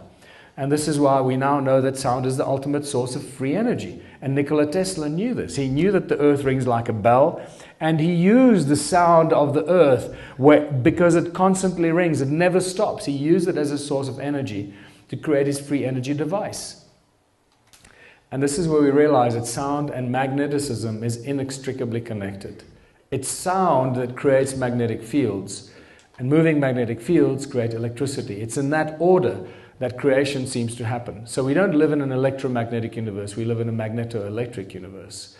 And there's please watch the DVDs and the videos online about the electric universe. That is spectacular research that tell us what the sun is, what the stars are, and how things actually function. So magnets give off sound. We all know what speakers are. So there you go. You got electricity. It comes out of a plug. It runs down a wire. It goes into a speaker, a magnet. The magnet reacts, and the magnet makes the air move and creates sound. And the reverse is possible as well. It works one way and it works the other way. And this is where we start getting into the real understanding of some of the masters. And no matter how I look at it, how much research I do, I keep coming back to one guy that stands head and shoulders above all other researchers and inventors of, I don't know, for how many centuries. And that guy's name is Nikola Tesla. By now, if you don't know him yet, I suggest you go and do some research into this guy's work. He says, if you want to find out the secrets of the universe, think in terms of energy, frequency, and vibration. That's exactly what I've been sharing with you here. Here is a picture of an electron. There's a picture taken about a decade ago. They tell us that this is a light beam, or electron riding a light beam. Can you see a particle anywhere in this picture? No, there's no particle. They're resonant waves, and yet they tell us it's an electron. Can you see how we get brainwashed? So this is what Nikola Tesla has to say about the electron from an interview in 1928. On the whole subject of matter, in fact, Dr. Tesla holds the view that are startlingly original. He disagrees with the concept of atomic theory of matter and does not believe in the existence of an electron as pictured by science. This is a shock to the system because we all think, oh, electrons are real. And you start seeing an agenda being developed here, an agenda being developed by mainstream universities, the mainstream scientific fraternity, under the guidance of those that are trying to lie to us and make us believe things that are not so. This is what Einstein has to say about the electrons. In the theoretical treatment of these electrons, we are faced with the difficulty that electrodynamic theory itself is unable to give an account of their nature. For since electrical masses constituting the electron would necessarily be scattered under the influence of their mutual repulsion unless there are forces of another kind operating between them, the nature of which has hitherto remained obscure to us. So he says he doesn't quite understand how electrons come into being. And Ed Leeds-Kalnin, there's another guy that we should pay attention to. Ed Leeds-Kalnin is the guy that built Coral Castle in southern Florida. And he built Coral Castle with cone-shaped tools, with no ropes and pulleys. Big giant stones that weigh up to 30 tons on his own. And he tells us that millions of people all over the world are being fooled by the non-existing electron. And he has a lot more to say about this. And you start seeing that scientists and inventors and researchers over the last 200 years have been vehemently opposed to this whole concept of an electron and the atomic structure that has been forced down our throats and through all our educational institutions. That we just take for granted and we accept because we believe the guys that teach us this to be smart and they're not lying to us. We just accept the stuff. Well, Dr. Manjula Samantha Lawton, who lives in Manchester, wrote this phenomenal book, and I really suggest you get a copy of this if you can and read it. It reads like a novel. It's one of the best books you'll ever read, called Punk Science. It's a quick read. And she shows us that everything manifests as a torus in a toroidal field, and including sound. And this is what sound looks like when it manifests as a toroidal field. Sound, just like everything else, manifests as a toroidal field, as a torus. And this is why when our hearts beat, we create a toroidal field around our body. And that toroidal field creates an electromagnetic field around our body. And so it goes. This is what the toroidal fields look like, or that are created by the sounds we make when we speak. And phenomenal research and work has been done to show us what the different toroidal shapes and fields look like of different letters and different sounds, especially vowels. And then as we speak, these toroidal fields that we manufacture and we create with our mouths, infinite forms, infinite shapes, infinite creativity that we manifest, actually become scalar waves and scalar technology that go into all of creation and permeate all of creation instantly. It doesn't take light years for the thoughts we have or the words we speak to permeate all of creation. It happens instantaneously because sound and resonance traverses all of creation instantly, not like light that takes time to travel through what we believe to be the cosmos. And here the toroidal shapes of color.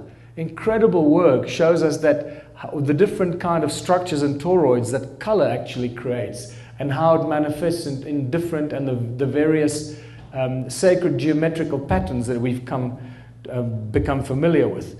And here's the brilliant work of Eric Rankin, and I really suggest you watch his Sonic Geometry documentary. It's fantastic. It's just watch it. It's a half an hour long on YouTube. Watch that. It'll give you a lot more information. But this is how basic shapes, triangles and shapes in nature, how they all have sound and resonance, the sound of nature around us. As an experiment, let's take a look at the numbers found in basic geometric shapes Then apply those numbers as vibration cycles to hear the tones they produce. First, let's listen to what the 180 total degrees contained in a triangle sound like.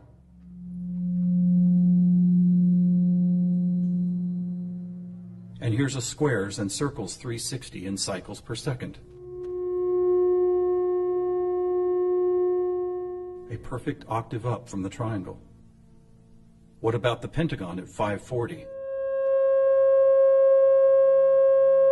That sounds like a harmonic fifth of the other two. That's interesting. What are these tones? They are F sharp and its perfect harmonic fifth of C sharp. Let's keep going. What does a hexagon 720 sound like? Another F sharp. Here's a 7-sided septagon, which totals 900. This is an A sharp, which happens to be the note required to complete an F sharp major chord in perfect 3-part harmony.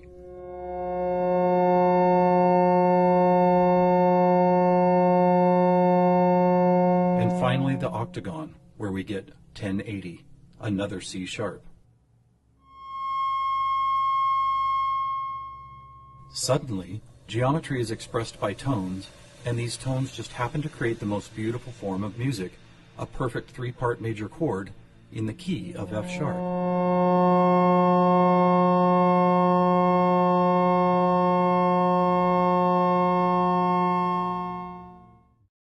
So if you watch this, he goes into more, he actually shows you the sounds of the flower of life and the seed of life and all that. It's just spectacular. So now you start to understand that every time you look at something that's carved out in a rock or a symbol or the caduceus, everything carries its frequency. And actually, when you're looking at it, you're picking up the image and the sound is entering your subconscious through the fact that you're observing it and looking at it.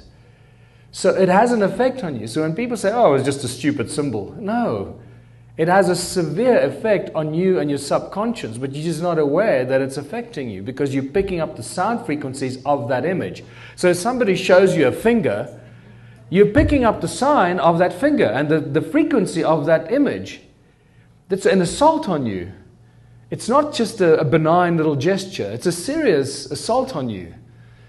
So keep in mind, not only your thoughts are powerful tools, but the images and the words you write are powerful tools. The words that we write. This is why the original letters of the Hebrew alphabet, the 22 letters, are very specific shapes and size and forms. Each letter is actually a 2-dimensional representation of the 3-dimensional sound of that letter.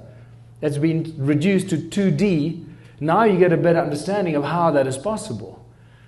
So the tools that have been given to us of thought, of language, of vocabulary, of letters, of the alphabet are powerful tools. And this is why wizards and witches could cast spells with their spelling, right? Cast spells, and we do spelling at school. So we're actually learning to cast spells without realizing what we're doing. And this stuff is just so brilliant. When you start breaking this knowledge and this information down, you get into the deeper understanding of the power that we have, the incredible, powerful beings that we are, because we are one with God. We are one with the Creator. We come from the same creative source. And we are all imbued with all that knowledge and information runs in our DNA. And I believe, this is my personal belief, and there's some cuneiform text suggestions to this, that when Enki was trying to hide the so-called ME tablets from those who wanted to destroy it or possess it, he hid it in a place, and he put it in a place that it could never be found or destroyed by others. And where did he put it? He put it in the DNA of the being that he created. We have the knowledge of everything in creation encoded in our DNA. It is all there. We're just accessing it in small bite-sized chunks. If we access it all together, like some people, I guess, do, and then they go insane because they don't know how to deal with it. Start walking the streets mumbling. So we're going to now bust the dogma of science. And remember that science means knowledge. That's all it is. Anyone with a deep level of knowledge of anything is a scientist. Get rid of this perception of scientists as guys with white lab coats and all that crap, right? Anyone, if you're a master shoemaker, you're a scientist. If you're a master baker, you're a scientist. If you're a master movie maker, you're a scientist. And we've distorted the meaning of science. The torus electron model, this is what an electron actually looks like. It's just a resonance field. Much brilliant work has been done by many brilliant researchers and scientists. Electromagnetic models and formulas have been thrown together that are consistent with the toroidal shape of an electron. An electron is simply a coherent resonance in a toroidal field. That's all it is. It's not a particle. It is a resonance toroidal field, a resonating toroidal field. The same with the atomic structure. The atom is a toroidal field. It's not the atomic structure that we've been shown by science throughout our schooling careers. This is probably a lot closer to what an atom looks like. Here's a picture of a molecular torus of the carbon monoxide molecule. And you start seeing how the toroidal shapes appear everywhere. Here's a toroidal, the solar system as a torus.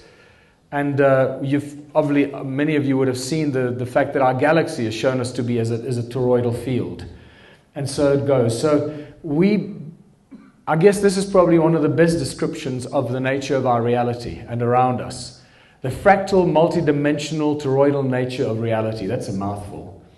But this is a beautiful image drawn by Alex Gray, who's just a spectacular artist that has done incredible work. And this just blows. When I see this is what I imagine we look at when we look up at the stars and the cosmos. This is a lot closer to the nature of reality that surrounds us than pretty much anything we get shown by NASA.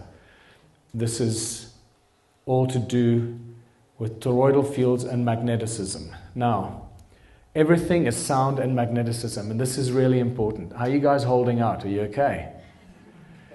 You're the guinea pigs. This is the first presentation that I'm doing. I realize I'm going to have to cut this a lot shorter, but I'm testing this on you tonight, and I'm trying to see which parts I'm going to have to take out to cut this down. But so just hang in here, okay? So what most people don't know is, remember, sound. God said, "Let there be light." So it's sound, moving sound. Sound manifests as toroidal fields. Those moving toroidal fields create magnetic fields, which are toroidal fields as well. And moving magnetic fields create electricity. That's the sequence of events. This tells us that because sound creates magnetic fields, it means everything must have must be magnetic in some sort. And in some sort of way. And if it's not, there's a very specific reason why it's not magnetic. So here's an example. This blew my mind when I found this little thing from Los Angeles, from UCLA, I think. This is such an important little video that will change your perception of what our universe or what our reality around us is, and how important a role magneticism plays in everything that surrounds us. You might not think of water as being magnetic, but it is, and so are graphite, aluminum, and glass. This is a new and different category of magnetism called either para or diamagnetism, and it's different from the magnetism that you're used to. You're probably already familiar with ferromagnetism. Ferro means iron. An unmagnetized piece of iron, or nickel or cobalt, becomes a magnet in the presence of a magnetic field. The effect is strong and lasts even after the magnet is removed. Paramagnetism is a similar effect, except that it's much weaker and temporary.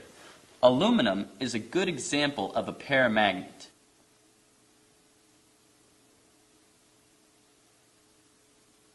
And so is oxygen, which is attracted to magnets. Here, I have a few milliliters of liquid oxygen, which sticks to the magnet. I'll explain why later. Gadolinium oxide and cupric sulfate are good examples of paramagnetic substances. Cupric sulfate is a salt that can be picked up by a magnet. Diamagnetic materials are exactly the opposite of paramagnetic. They are always repulsed. They would rather die than be in a magnetic field. An important example of a diamagnetic material is graphite. This specially made pyrolytic graphite is repelled by a magnetic field. Don't be confused. This is not static electricity or eddy currents. Graphite is repelled by a magnet, always, both by the north and south end. Pyrolytic graphite is a grown crystal of flat carbon layers which maximizes the diamagnetic effect. Of course, the best diamagnets are superconductors, which at low temperatures provide exact opposite repulsion to whatever magnetic field is present when they're chilled.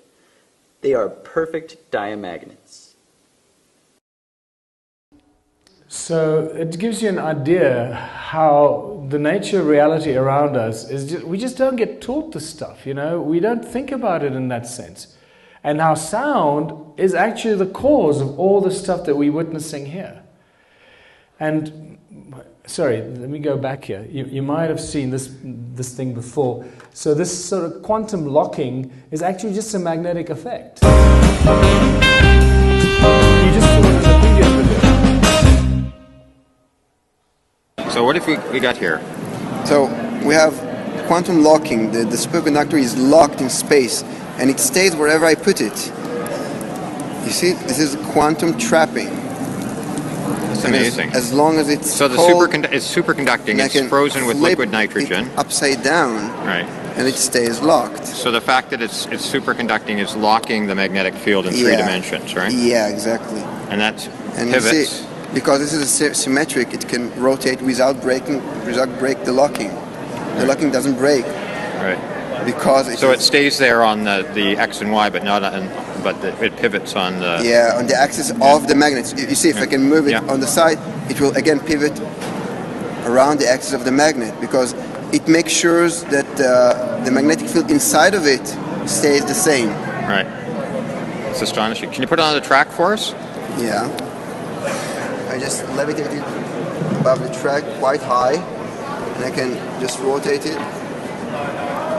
So it's actually floating above the surface. Yeah, it's not floating, it's locked above the surface. So you could tilt it at an angle and it would still fly around. Like this, and it will just go around like this. You can just go and put it at different height, put them like this. And lock it at the height. Lock it, yeah, different height, different configuration. Right. And I can even lock it at opposite way. If you could just hold for a minute. High. I'm doing the same thing. I'm locking it upside down, and then it is suspended. Fantastic. So magnetic fields do what? They do exactly what sound does. They create toroidal fields. Just if you do this, you immediately see the toroidal fields being created by magnets around them, little toruses. And this is a full magnetic field, toroidal field spectrum. It's both positive and negative on both sides. There is no positive and negative in magnetic fields. This is where we've been incorrectly taught. It's actually just one field that work in opposite directions.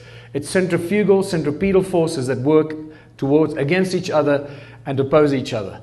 And the complete toroidal field, like the toroidal magnetic field like this, has a both positive and a negative on both sides. So it both pushes and pulls from both sides. That's a complete magnetic toroid. It's not north on the one and south on the other. That's an incomplete magnetic field. This is very important information, people, and this connects us to some of the biggest lies we've been told about our reality and the world that we live in. Because we've been told that the sound of the earth creates a magnetic field. Sorry, it's the sound of the earth that creates a magnetic field, and not the molten iron core. There is no molten iron core in the center of the world. That's another theory that's been proposed, and most people believe it these days. It's a nonsensical idea. It's a sound of the earth that creates the magnetic fields around us. By now you should know that sound is the cause of everything, and especially magnetic fields. The problem with our world is that the Earth magnetic model is a half a magnetic model. It's north at the top and south at the bottom. That's not a complete magnetic field. And as far as I'm concerned, it's impossible for an Earth-like object to be in a complete magnetic field like the toroidal shape of our solar system and be an incomplete magnetic field itself. Can you see why I would say that? It doesn't make any sense.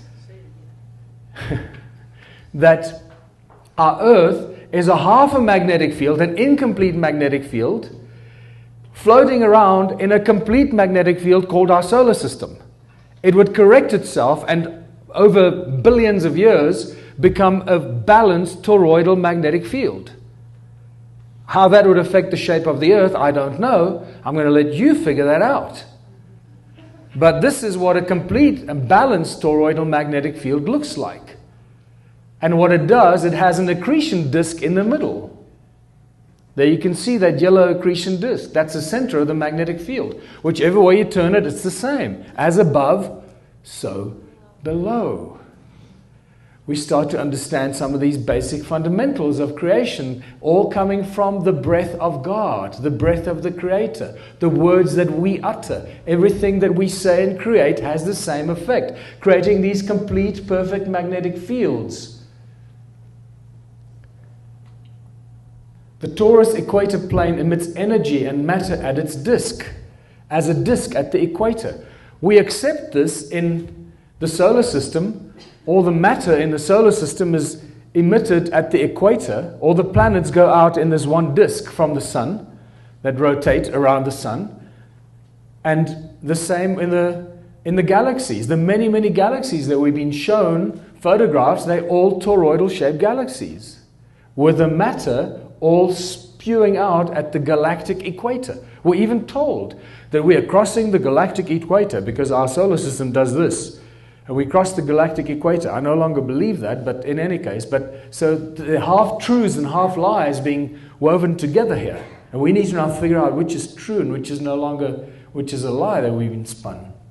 This is some of the most beautiful new work, being able to actually see what a magnetic field looks like through the Faro lens. This is quite a new discovery, only about 10 years old. Now we can actually see what magnetic fields look like. This is when you look at a torus. This is what a torus magnetic field looks like. You can see the magnetic fields. Some people would call this the ley lines on the surface of the Earth. You can actually see the magnetic fields. So I'm suggesting that people that are reading ley lines are actually picking up the magnetic fields that crisscross the toroidal field of our planet.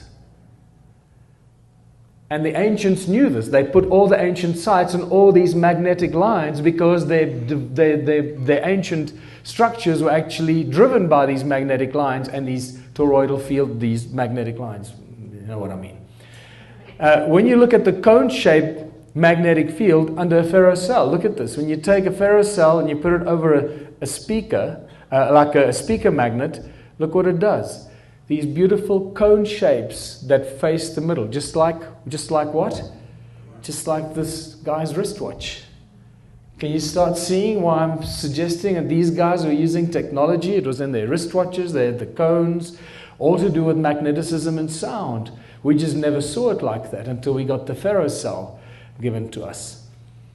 And when you bring a magnet towards a ferrofluid, what does the ferrofluid do? It forms beautiful cones and just stick right out the ferrofluid. This stuff just gets better and better. And now you start seeing how sound and magneticism plays a role in nature, in structuring the flowers and the shapes of trees, and everything around us is driven by sound and the magnetic fields that actually create the shapes around us. Are you guys getting excited yet about how this stuff works and what we've been missing? So this brings me to the ancient tools and artifacts and the torus stones and the cone-shaped tools. Now suddenly you have a very different take on when I get excited about the cone-shaped tools, and why Ed Leeds-Kalnin, when I was told that he was seen levitating the giant rocks with these cone-shaped tools as ice cream cones, I got extremely excited because I understood what it means. And I've been picking up these cone-shaped tools everywhere. And suddenly you realize that they play a very important role in all of human history. This is from an iron mine in England. These are cones in Egypt. They were completely ignored until I found them. Cones in Australia, Mayan deity holding 2 cones, just like Edlitz Kalnin was apparently seen. These cone-shaped hats that are found in some tribes that were used for special ceremonies. Why do wizards have hats as cones, and why are wizards' wands cone-shaped? And this gets really exciting. Dragonflies. We think of birds flying and bees. You may be aware of the fact that it's actually a scientific impossibility for bees or bumblebees to fly because their wings they can't carry that body weight. So this has been a mystery. So I'm going to bust that mystery for you, because dragonflies, just like bees and bumblebees and other insects or bugs like that, have actually hollow tubes in their wings. Those are not veins filled with blood. Those are hollow tubes that do what? They resonate. When the dragonflies buzz their wings, they don't flap them, they just bzzz, they vibrate. It sends vibrations through their wings and through those hollow tubes, and at the bottom of those hollow tubes they got thousands of tiny cones that stick out, that send out these sound waves or Caesar beams, we're going to get to that create magnetic fields around them, and this is why they can buzz around. Viktor Grebennikov became famous I think it was in the 50s, when he studied the bugs, the wings of bugs and bees, and he was fascinated by it, and then he built what became a very famous levitation platform, and he was seen and flying this thing faster than the speed of sound on one of those, right? And people think this is crazy. And what was it made of? It was made of bugs' wings. So when you tell people, oh, he built this out of bugs' wings, people go, what kind of nonsense is that? You're a bunch of idiots, you believe that. Well, show you, he understood how these bugs' wings worked and how they actually functioned. And that's why he could build such a device, because he thought out of the box. And this is to show you some experiments how these bugs' wings actually have levitation capacity. This is mind-blowing. Today we're going to try to get one of these shells to hover over the other one. The original of this video is what inspired me to do this series.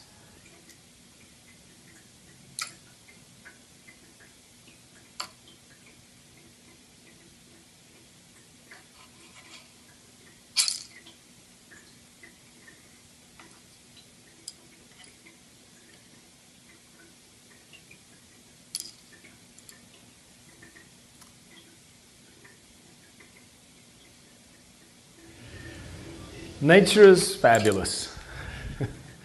So there you have an idea how Viktor Grebennikov built his little levitation device out of bugs' wings, because he figured out how these things work. And then we get to the cone-shaped tools in the Rosicrucian Museum. Somebody emailed me today, saying, hey, he went and he saw these cones in the Rosicrucian Museum in San Jose, and they're really there. So he was surprised that I wasn't making it up. He said, I blew his mind. And yeah, and they are written, can you see cuneiform texts that actually commemorate the building of the temples in Sumer, and one of them specifically refers to the temple of Inanna. So somehow they were used, just like Edlitz Kalnin was levitating the giant rocks of Coral Castle, they were using these to levitate those giant stones of the temples of Sumer into place. And here is our friend Edlitz Kalnin, Coral Castle. And he levitated those giant blocks. I think the biggest stone there weighs 30 tons, or maybe even more. And I called it the ice cream cone phenomenon, because that's what he was described. It was said that he moved them with ice cream cones in his hands. And to an uninitiated person, that would sound ridiculous. But now you all know why that is so important. It's a spectacular place. I've never been there, but I've seen lots of videos of it, and I can't wait to go. And then we get to our Torah stones, our sacred Torah stones, which are clearly not weights for digging sticks, and they are far more important. They are very, very powerful toroid vortex field generators. They generate huge amounts of energy around them, just like our galaxy, just like our solar system, just like our bodies, just like our hearts create toroidal fields around our bodies. And they seem to suck in the ambient sound around them and actually amplify that. They create scalar vortex technology. That's really what they are. So please understand this, that at the center of that torus is what some call the 0 point, or the vacuum, as Nassim Haramein calls it. That's where we enter into the infinite density of creation. And Nassim has shown very, very successfully with his papers that the density of the vacuum, where everything out of that point out of which everything manifests into reality, into this much less denser thing that we think is our reality, our body, which is actually empty, it's just full of a bunch of atoms and whatever it is, just resonating. That the point out of which everything manifests has infinite density. That's a 0 point. So now you can understand why sound travels infinitely, because in an infinite density, sound and resonance travels infinitely fast. But light travels infinitely slowly. So that's a very quick way to figure out why sound and resonance travels instantly, because it goes into the 0 point of every atom in our body. As we think, as we speak, it enters all that inside us, and it enters the 0 point and the fabric of all creation and traverses everything instantly.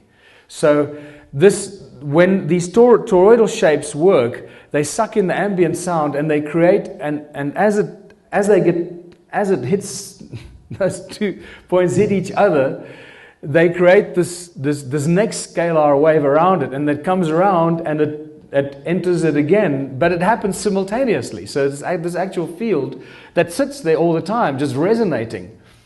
So it looks something like that. And this is one of the stones that we put in a bucket of water, and the next morning it had these thousands of bubbles that were swirling around, moving into the center of the stone. And then you may have heard the story of Nassim Haramein when I took him the stone, and this stone over there, when I flew via Doha to Chicago. By the time I got off at Doha and got onto the plane to go to Chicago, plane was delayed, and eventually I was called off the plane because they said there was a security threat in my bag, and there were five guys with guns around my bag, and they made me open my bag. We were already 20 minutes delayed, and by the time I opened my bag, I took the Torah stone out, and I said, "Oh God, what am I going to tell them?" And I said, "Oh, it's African arts and crafts, you know. It's a present from my friend." And by the time I got back on the plane, when we sat down, my partner told me that when the captain came out of the cockpit, he said that whatever is in that bag crashed the TSA security system. That's why they delayed the plane for 20 minutes. They wouldn't let us take off until they found the owner of that bag and what was in that bag. What I didn't figure out until like 2 years afterwards is like they didn't even question what was... I pulled out the stone and, you know, sweating profusely because they're five guys with guns, and the stone was wrapped in like bubble wrap and backing tape, so it was not easy to open it up. And, you know, I felt like a drug dealer because it looked like movies or the drugs backed in. And eventually the stone popped out, and it's like, okay, cool, put it back. They never asked me to check the rest of my bag. They knew what they were looking for. I've only figured this out a lot later, you know, because you reprocess this, and you go, oh my God, they knew exactly what they were looking for, and they just let it go. But so we basically have TSA security, Homeland Security, USA, to thank to proving us, giving us scientific proof that these are advanced ancient technologies. It apparently shut down the entire office. It shut down all their computers. Everything was shut down because of some sort of weird electromagnetic pulse that was given off by that stone. And I have a present for you because I brought that stone with me.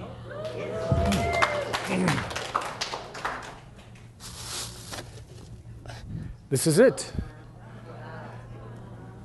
Thanks to Mark over there that drove all the way to Vegas to fetch the stone. The stone has been sitting with Nassim for a long time. I thought they would do some research with it, but they didn't. I'm now going to take it back to South Africa, and we're going to start a series of research programs with the stone, because we know that this is the one that actually worked. This is the stone.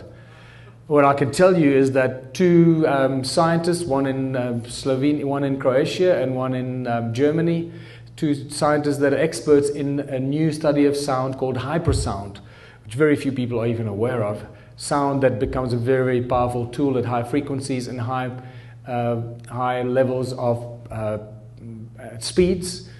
Hypersound is a tool that can be used for pretty much everything in our society. And that brings us to the next slide, and that's Caesar technology. And I believe that these Taurus stones had everything to do with creating ancient advanced Caesar technology, or the energy fields that were then focused to create Caesar technology through the cone-shaped tools, creating a Caesar beam. So this creates the energy that goes into that cone-shaped tool that then creates the Caesar beam and pushes it out of the tip of that tool. I've had lengthy discussions, hours and hours of discussions with some of the smartest physicists and scientists in Germany and in Croatia when I was on tour there, how this technology works. And let me tell you, they are so excited about this. They just want to lay their hands on these cone-shaped tools and these stones. So we're going to have to do some serious research. But guess what? You need money for that. So what I'm going to do starting next year is start a whole internship program to do more research on the ancient ruins and the tools and the artifacts and so forth. And I'm going to do like 3 months a year of intensive internships where we're going to do loads of exciting research, from genetics to botany to soil science to electronics to etc., etc. Archaeology, archaeoastronomy, geology, etc. All the different principles together to show all the people from the different areas how everything is connected and how their respective faculties have boxed them into boxes, not allowing them to think out of the box and realize how their area of research and knowledge is connected to everything else. We're going to cross those boundaries, but this is getting quite heavy.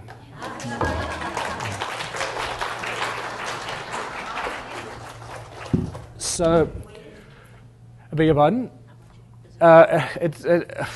We can, you can come and hold it later, just at gunpoint. I'm not letting that thing out of my sight ever again. So we're dealing with some ancient knowledge. It's giving us a very clear indication of how we can use this ancient technology into the future. Keep in mind, what have we got in our eyes? In our eyes, we have rods and cones in our retina, right? What are the cones in our retina connected to? The optic nerve is connected to?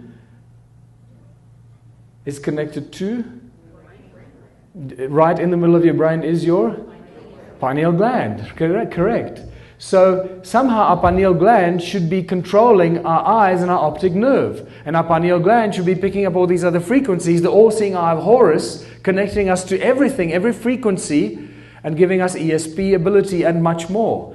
But we can't do that because those bastards several thousands of years ago screwed up our pineal gland with those cones of theirs. But if you look at our eyes, so in our eyes, in the iris is actually like toruses. Right? Look at the toruses in our eyes. And the toruses have lenses in them that focus the light, which is also sound, because every light frequency has a sound frequency attached to it. So it sends the sound and the light through the lens, through the center of the torus, into the cones in the retina. So now you understand why I get excited about these toruses or the cones combined as tools that could be used to do things that we can't even imagine yet. We've got this technology encoded in ourselves, and this is why when I say that we are advanced technology, people don't get it. We are the most advanced technological tools walking around on this earth. It's encoded in us. Our DNA has all the knowledge of everything in creation that was put there by Enki. And those bastard Anunnakis that turned us into their slaves, but it seemed to be back here kicking butt with all those other entities that are causing trouble for us. But that might be too much information for some people. But what this all leads up to is that we should be able to do anything. We should be able to think anything and manifest it instantly. We should be able to use our eyes like Superman and do stuff like this. We are absolute ultimate creators. We are co-creators of our own reality. And I'm getting totally distracted here, but I get excited about this. And this brings us to the question, what are the stone ruins all about? Are you guys tired? Do you want to... I'm not sure which of this I'm going to have to cut out, but I'm getting tired myself. But so I know it's much too long. It's already 9:20, so I've got about half an hour to go, and we'll be out of here. So what are the stone circles all about? By now you can see that clearly we're dealing with cymatic patterns. Very obvious we're dealing with cymatic patterns. That's what every stone circle is. It's just a representation of the sound frequency that comes out of the earth at that specific point. That's what this is all about. And some of these cymatic, like sand on a metal plate, but now these are stones, right? Some of the structures are actually very distinct magnetrons. And of those flower shapes, every time you see a flower-shaped stone circle, it means they actually built an ancient giant magnetron like this. Magnetrons that can cut metal in a split second. And I asked 2 magnetron scientists, how much energy would a magnetron 40 meters in diameter generate? Remember that a tiny magnetron can create so much energy in a laser beam that cuts metal in a split second. I mean, it literally just melts the metal. Bzz. And the answer was that a magnetron that size would create more energy than all the power plants on Earth together combined. We have thousands of these magnetrons in Southern Africa, thousands of them. So these guys are generating so much energy, it's insane. And we know this because we measured it. We measured the sound frequencies, the electromagnetic fields, the loudness in decibels. And it's just insane what's coming out of these stone circles. I'm not going to bore you with that because it's just, it's getting late. Adam's calendar is the most powerful of all these these stone circles. Adam's calendar is actually much, much more powerful. It's as if they all seem to be sending their frequencies to Adam's calendar, and that's like the collection point for all this, the energies created by all these millions of stone circles. That's what it seems like. I can't say it is, but that's what it seems like, because the frequencies there were just ridiculous. Beyond 375 gigahertz coming out of Adam's calendar at the site. And electromagnetic fields that run horizontally and then vertically between the 2 stones in the middle. So what we have at Adam's calendar is a very definite toroidal effect. And it's alive even today, because we measured it. And that reminds us that the stones that ring like bells are what? They're just crystals. They're very, very high in crystalline substance. Very rich in quartz and silica. And remember, silica carries memory. Quartz carries memory. You can store virtually infinite amount of information and knowledge in quartz crystals. And this is why they don't put them in our computers, because that would make the computer industry obsolete. That you buy a computer once and never again. And that's what we're going to do in our Ubuntu communities, build bloody supercomputers. So, because we know how to make them. So when you look at ancient structures built out of stone, you realize that these guys knew exactly what they were doing. They understand that stone is the tool that carries with it, in it, information, storage capacity. It's an energy source. And that's why they used stone. Not because they were stupid, because they were very, very smart. We're the dumb ones, but we're catching up quite quickly. So what's very obvious now is that all these ancient structures, from the pyramids, Borobudur, etc., are all ancient machines. They were giant machines built out of stone, crystalline substance, to create or to perform specific functions. It's just the function that we haven't figured out. What were they built for? What were they supposed to do? And this is why they are aligned with the movement of the sun. Because we're always amazed, look, this is aligned with equinoxes and solstices and all this. And we think, because they worship the sun. Oh, no, stupid. This is our stupid way of imagining that the ancients were stupid. They built this machine because the machine was aligned with the sun, because the sun is the activator of these machines. When the sun rises on the equinox over there and the first sun beams come down this passage and hit the standing stone, which is a crystal, you know that because all stones have crystal in them. So it's like hitting enter on your computer. Bing, it switches the machine on, and the machine does whatever function it's supposed to do until the sun moves over there, and then the beam comes to another passage, and then hits the sun, the light and the sound of the sun beams or sunlight hits another stone, and it makes the machine either stop whatever it was doing or perform some other function. And this is why they are aligned with the movement of the sun. So they work whether they're being operated or not. We don't have to sit there and wait and keep making it work. It works on its own. It's powered by the sound of the earth and activated by the movement of the sun. I mean, it's bloody brilliant. It's so simple.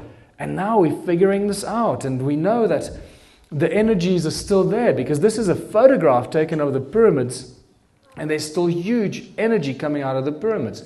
Even the symmetrical patterns coming out of Stonehenge, although Stonehenge has been completely reconstructed, there are still very powerful symmetrical patterns coming out of Stonehenge that tells us that its original structure was very specifically created as a resonating device, an energy device. And now we get to the very exciting Earth grid that seems to connect all these ancient sites on Earth. By now you should know that this is a magnetic grid. It's not just ley lines or some fancy blah. It's actually very specific energetic patterns that are created by the resonance of the Earth and the magnetic fields that it creates. And the ancients seem to build all these ancient sites on these nodal points and very powerful points on these magnetic grids. And this is an ancient Sumerian text that actually tells us a lot of very important information. This is a real text that comes from the Shoyan collection. And it says, in the distant days, in those days after destinies had been decreed, after An and Enlil had set up regulations for heaven and earth. I mean, regulations for heaven and earth. And Enki, the exalted knowing God, by the rules for heaven and earth, the fixed rules, he set up cities. It seems to tell us that there was some sort of a fixed energy grid in the sky, heaven, and the fixed energy grid on the earth. And based on the energy field in the sky and the earth, they set up the cities on earth on these specific nodal points. And then David Wilcock several years ago discovered that the emblems of the Space Command and the Air Force and so forth in the USA refer to the rules. And they have these bands around the earth, these white bands with these little delta shapes on them. And they refer to those bands around the world as the rules. And they say there's some sort of energetic field around the world. They don't know where it comes from, but it's always been there. Some sort of energetic field up in the sky that this same Sumerian text seems to refer to. They built the cities according to this energetic grid. And here we have the same rules. Read there. It says, the fixed rules. By the rules for heaven and earth, the fixed rules, they set up the cities. And here we have the fixed rules in the sky on the military and Air Force logos. And my friend Paul Gravenstein in South Africa, who's a remarkable guy, but we don't have time for me to talk about him, he actually measured these rules or these energy grids in the sky. He phoned me out of the blue and he was freaking out. He said, I don't know how to tell you this. I don't know who else to tell, but I picked up this bloody energy grid that's up in the sky. It's just everywhere. It's like a matrix. It consists out of ones and zeros. It's like a binary code, powerful energy field up in the sky.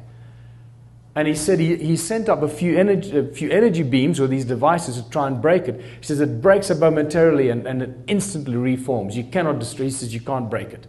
It's indestructible. And I just realized that all this ancient stuff that we're dealing with, just like I said, these ancient machines are just advanced technology on a gigantic scale. These obelisks in Egypt, they ring like bells. If you listen to them, they ring like bells, just like those stones in my museum. And when you go into these temples in Egypt, we told that they were built for this and offering. It's all nonsense, offering and praying. It's just too many pillars, not enough space. When you look at them from this angle, you realize that this is just something very different. And all those pillars clustered together, why would they build them like that? And then the more I looked at it, the more I realized, now inspired by realizing that the stone circles were powerful energy generating devices, suddenly seeing aerial photographs of these temples in Egypt, I realized that they weren't temples, but they were actually templates.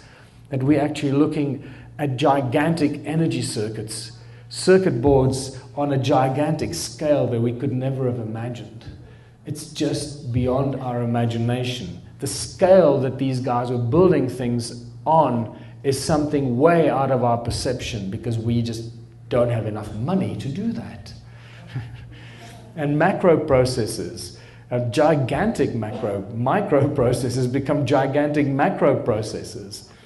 You know, and here we are told that these were places of worship, and then this is where the people lived. No, these are giant bloody macroprocessors, and that's part of the circuit board. You know, it's what it is, and you can start seeing that the pyramids were the same thing, giant powerhouses, creating huge amounts of energy. And just, you know, you start seeing things and recognizing how all this fits into ancient history. Sacsayhuaman is also just a giant circuit board. When you look at images from the air, you realize it's just a giant circuit board. It's not a fortress on top of a mountain to ward off marauding crowds and guys on horses and spears. No, it's a giant circuit board. And Borobudur in Indonesia, I mean, look at this. This is just insane. It's like just by looking at it, you see it actually resonating in front of your eyes. It's actually moves. And look at the top of Borobudur. That doesn't tell you that these are energy generating devices shooting stuff into the sky. So all of these ancient temples and structures somehow were built, or many of them, to generate energy and shoot it up into the sky. So it seems like these are the devices that seem to keep this energy grid up in the sky. And possibly this is a matrix that keeps us enslaved and dumbed down and unaware of what's going on outside of our own planet. What is actually out there? What are we looking at when we look up at the sky? As I said, I no longer believe anything that NASA shows me. And it seems that the human sound was actually the source of the energy that holds up the matrix in the sky. Because you find these beautiful amphitheaters attached to what used to be these circuit boards. So they get a bunch of people into these amphitheaters, get them excited, they make a lot of noise, and they channel that sound into the circuit board. It activates the machine and it starts to make a noise or whatever and shoots the energy up into the sky, upholds the matrix. There's beautiful amphitheater, beautiful resonating pillar of a row of pillars that used to feed into the circuit board. And so it goes. There's another one. The circuit board was on top of the mountain, and the source code for it was the amphitheater on the side. Here's another amphitheater right in the middle of a circuit board. This is in Algeria, North Africa. And since 2015, this shows you, I should update this. Nothing has changed in 2017. The templates and temples have just become churches.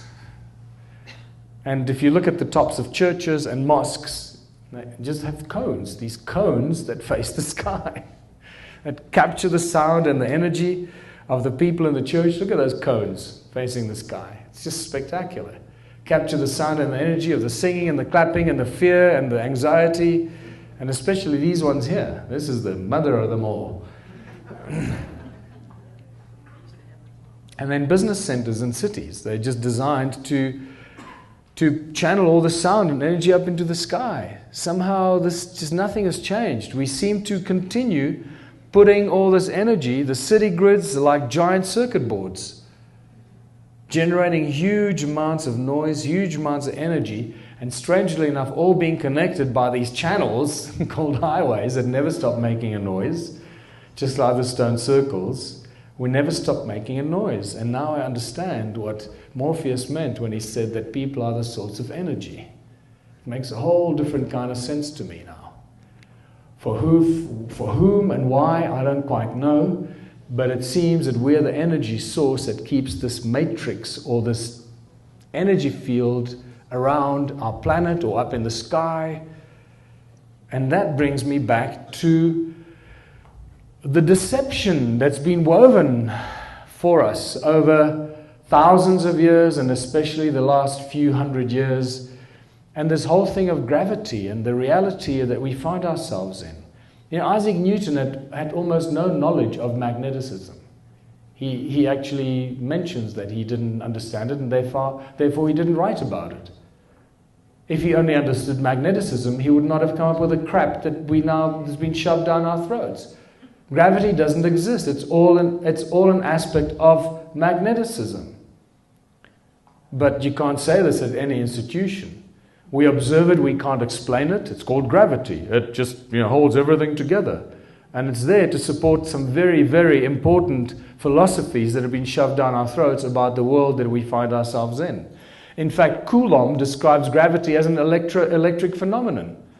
And it's very eloquently explained and very easily explains all the activities around us, especially supporting the whole toroidal structure of our reality.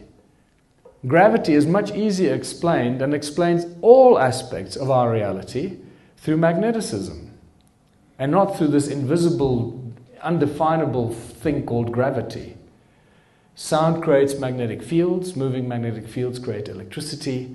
Everything is affected by magneticism, sound, and resonance. And therefore, gravity is a consequence of sound and magneticism, and this is why it should be called the magneto-electric universe and not the electromagnetic universe. Even the precessional wobble of our planet. Remember, we talk about the precession of the equinoxes, this 26,000-year wobble. Even that can be explained with magneticism, because magnetic fields have their own precessional wobble, like is explained here. It's spectacular how suddenly everything changes in our reality. And we can start looking at the world we find ourselves in very, very differently. In 1887, there was a very important experiment that was performed, and I'm almost finished here, people. So you can just relax. This is the home run. This just blows my mind. Okay, and in 1887, these two brilliant scientists, and they were pretty much pushed out of our knowledge pool, out of our psyche. Michelson Morley performed what became a very important experiment, because until then, all scientists throughout the ages were obsessed with the ether. It was called the ether. The ether, the breath of creation, what holds everything together, what holds creation together, what holds the planets in place, and so forth. And it was called the ether. And they were obsessed with the ether, and they couldn't quite understand what the ether was. They had all kinds of definitions for it. If only they understood that it was vibration and resonance. That's really what they were describing, was the ether, is vibration and resonance, the breath of the Creator that holds everything in perfect harmony and coherent, resonant harmony. So Michelson-Morley experiment was performed to prove the existence of the ether. And they wanted to prove that the earth moves through the ether. Well, they did two very important things. First of all, they couldn't find the ether.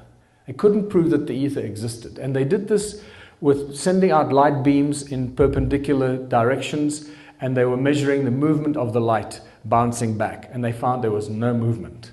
I'm giving it to you very, very basic English, so it's easy to understand. You can go and research this yourself. And what came back is that there was no movement, there was no deflection, nothing. So the conclusion was that the Earth is not moving through space. Therefore, the ether does not exist. So I'm not worried about the ether too much, because by now we understand that it's resonance and sound. But the most important thing that they showed is that the Earth does not move through space. And as we sit here in this room right now today, there is no scientific evidence whatsoever that has been proven beyond any shadow of doubt, other than the evidence that we've been shown by NASA or the other space agencies. By now we know who they are and who controls them. There is no scientific evidence that the Earth actually moves through space. I told you I'm going to push you beyond some of our capacity, break down the walls of our own resistance. This has really shocked me. And I no longer believe anything. Even Michio Kaku says, Michio Kaku says that there is no scientific evidence presented today that tells us unequivocally that the Earth moves through space. What the hell is this all about? What it does tell us that ether has been replaced by the particle physics universe. And we can start seeing the agenda that was put in place a few hundred years ago, starting with the concept of gravity that replaces magneticism. Then we start seeing the discovery of the electron. In 1897, where J.J. Thomson discovers the theoretical particle, the electron. Never proven to exist, but the theoretical particle suddenly becomes a reality. And a few years later, let me remind you, do you see anything physical in the picture of the electron? No. And this is why people like Nikola Tesla and Ed Leeds-Kalnin's comments, and even Albert Einstein and many others about the electron and that whole agenda of replacing the ether of creation with particle physics. Particle physics very quickly replaces the ether because that's something they didn't want to get us sucked into. And suddenly Rutherford comes with his atomic model in 1909, 1911, and we are still stuck with the same bloody bullshit atomic model that was presented by Rutherford. And that, quite frankly, if you go and look at that experiment, that atomic model experiment, I'm sorry, I read it, I've looked at that over and over again. It is so naive, it is so stupid. And it can be so quickly and easily explained with magnetic fields. Everything that Rutherford experienced and reported on with his experiment could be very simply explained with magnetic fields and toroidal fields. And then by the time Einstein released his theory of relativity, that was the final death knell in the ether, or the theory of the ether, or as we call resonance and frequency. What's even more interesting and important is that the many experiments that have been done with the cosmic background radiation over the years have brought back some very, very interesting results. And Max Tegmark from MIT, in The Principle, I don't know if you've seen the documentary called The Principle, very clearly tells us, and he's the guy that drove that experiment, they found that from our perspective, the earth is the center of all of creation. This is not popular in mainstream science. And yet this is what the most mainstream science results are telling us. That from our perspective, the earth is the center of the universe. Not only that all the other observable galaxies and solar systems seem to exist in layers moving away from Earth as the center of the universe. Do with this information what you want. What I'm going to bring you back to is that everything is connected through a fractal nature of resonance that creates magnetic fields and toroidal fractals throughout all of creation. The atomic models, the quantum theory, all of that stuff can be very easily explained with the stuff that I shared with you, with sound, resonance, and magneticism. What happens is that the more questions we ask about this, the more mysterious are the things we find. And this is why I call this presentation Exploring the Nature of Our Reality, and really pushing the boundaries of our own capacity to tolerate new information. Because this certainly has shaken my reality, and I no longer believe anything I'm told by any university professor anywhere, because they're all lying. And yet, Max Tegmark gave us some very interesting information. What we do with it is what matters most. What do we do with all this knowledge? Because we can't affect what happened in the past, but we certainly can affect tomorrow morning when we wake up and we enter the world and we share our knowledge and information with others. And this is why I believe that we're the ones we've been waiting for, and we are co-creating a new reality. Now that you know how powerful your thoughts are, how powerful every word you write, how powerful every message you leave for somebody on your cell phone, how every email you send, how powerful all your communication and all your thoughts are, you realize how quickly we can co-create a new reality for ourselves. Because all of this positive stuff, the positive thinking, the positive talking, the positive co-creation of a new reality for humanity that is filled with prosperity and abundance is right here. We are creating it as we speak it and as we think it. No one can stop that. It's up to us. And the more people say it, think it, speak it, imagine it, the quicker we're going to create it. And we are more enslaved now than we've ever been before, but with this enslavement comes the absolute understanding of how important it is to liberate ourselves from this enslavement. And it will require a whole new kind of thinking, because we cannot solve the problems that were created for us with the same kind of thinking that created the problems. So our system is broken. It cannot be fixed. We need a whole new kind of system to get out of this mess. We've been born into the slavery. We now understand it. We've grappled with it. It's okay. The fact that we get it, we understand it, we can now do something about it. And remember that it is the money system that has controlled us, that has enslaved us. Money is the tool by which we are enslaved. Until we come to terms with what money is, where it comes from, how it was created, we will remain subject of those who control and create the supply of money. And if you don't know this yet, the Sumerian king's tablets tell us very clearly that money was created as a tool of enslavement at a very specific point in time in history. It's when these first priest kings were descended from heaven to earth, and these first priest kings created the form of writing. They wrote their clay tablets, and they issued their clay tablets from their temples as the first bankers, as the first forms of money. These are the first forms of money we find on earth. Whether it's 6,000 or 8,000 years ago, who knows? But what it tells us is that the first kings owned all the land, they were the first bankers, and their temples were their first banks. And the way they created money is exactly the same way that our bankers create money today. It was maliciously introduced as a tool of enslavement. Money is not a consequence of thousands of years of bartering and trading that eventually became this noble tool to help humanity today. Money is not there to help us. It's there to keep us enslaved and turn us into debt slaves forever. Now that we know this, and I hope you know this by now, we know what to do. And this is where the Ubuntu movement comes in. Creating prosperity and abundance, taking all this knowledge and information from the past and creating a beautiful platform upon which to build a prosperous and an abundant future for all of us. Not for some of us, for every single one of us.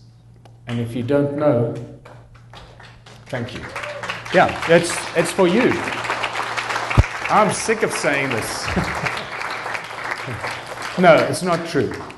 I'm not sick of saying it, but I'm getting tired of hearing my own voice saying it, because now it's got to be everyone else saying it. So after 12 years of sharing the simple philosophy of Ubuntu and contributionism, it is now 9:45. You have a 4-minute video to watch. I'm going to leave you on a really positive note, and I can tell you right now that, and it's thanks to Chuck who put this lovely video together right here from Sedona. Thanks, Chuck. And I can tell you right now that already we have mayors in Canada, in the USA, in Brazil, and even in South Africa. We have mayors that have come forward and said, I love this philosophy. I want to turn my town into the first small town that implements this philosophy. And once you know that by the time the first town goes this route, it's going to be an unstoppable wave of creation that'll spread around the world, and no one's going to be able to stop it. No army, no government, no one will be able to stop this, because it'll come from the people, millions of people in thousands of towns. So our one small town strategy is a culmination of 12 years of research, work, figuring out how we're going to get out of this mess. And this is the new spearhead and the plan of action, the simple plan of action to get out of this economic slavery we find ourselves in. So thanks very much for being here. Thanks for coming.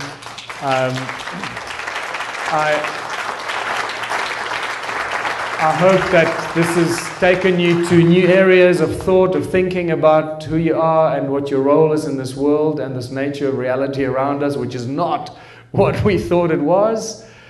And we now know what we're going to do tomorrow and live a beautiful life.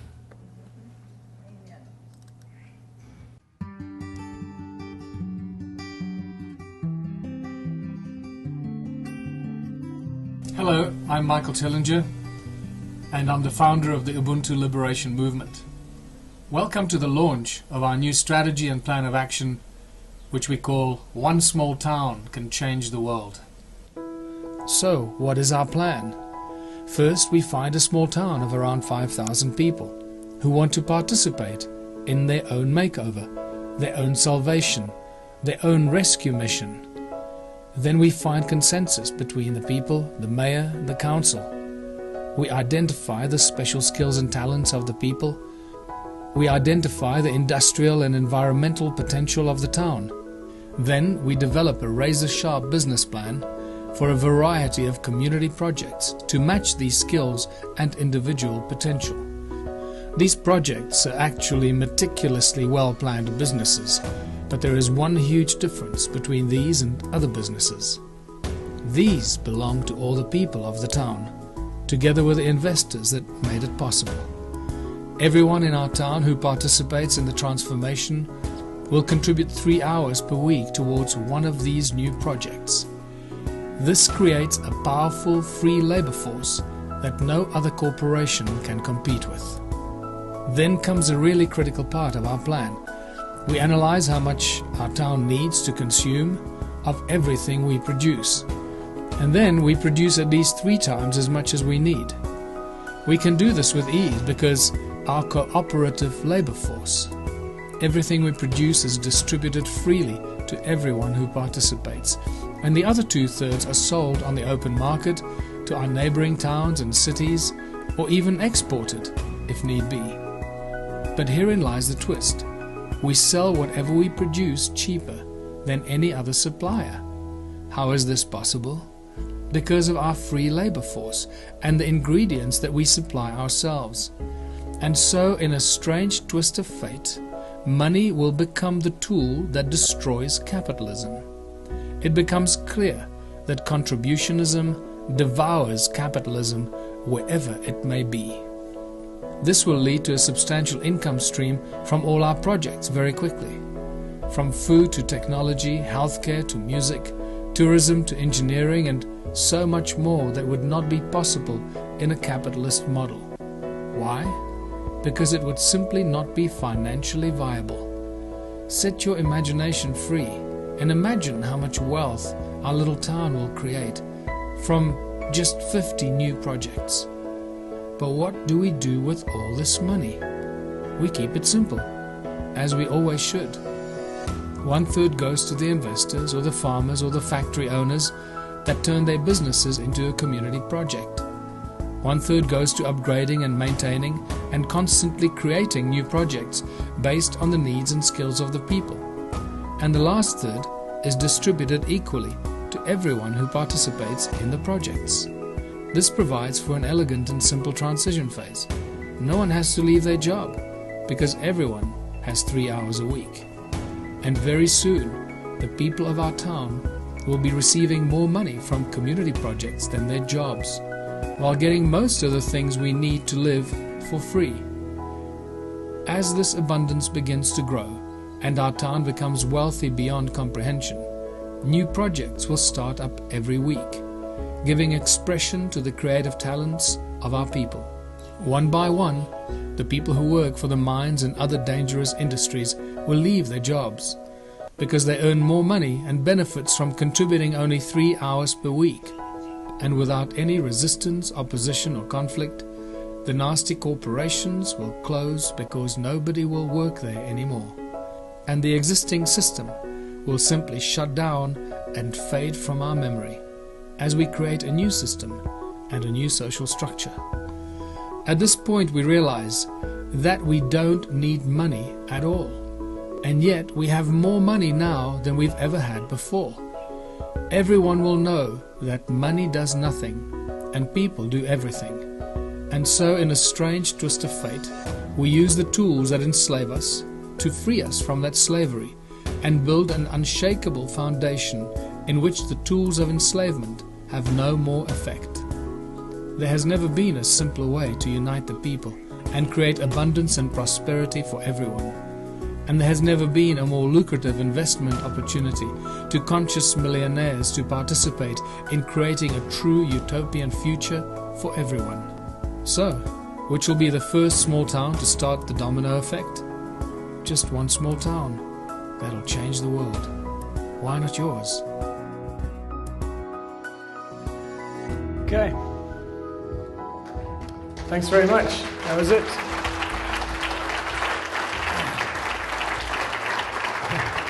I'm glad to see you still awake.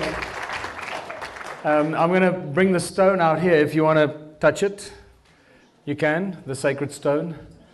Yeah, thanks very much for being here. I'm exhausted beyond words. I've been really sick. Both Emma and I have been very sick for the last week. Really bad throat infection, body infection. We're both on antibiotics, so I'm amazed that I've actually been able to stand up here. I do feel a little dizzy right now, but I appreciate you hanging in till the bitter end. Now go out there and share this news with everyone. Bye-bye. Thanks very much.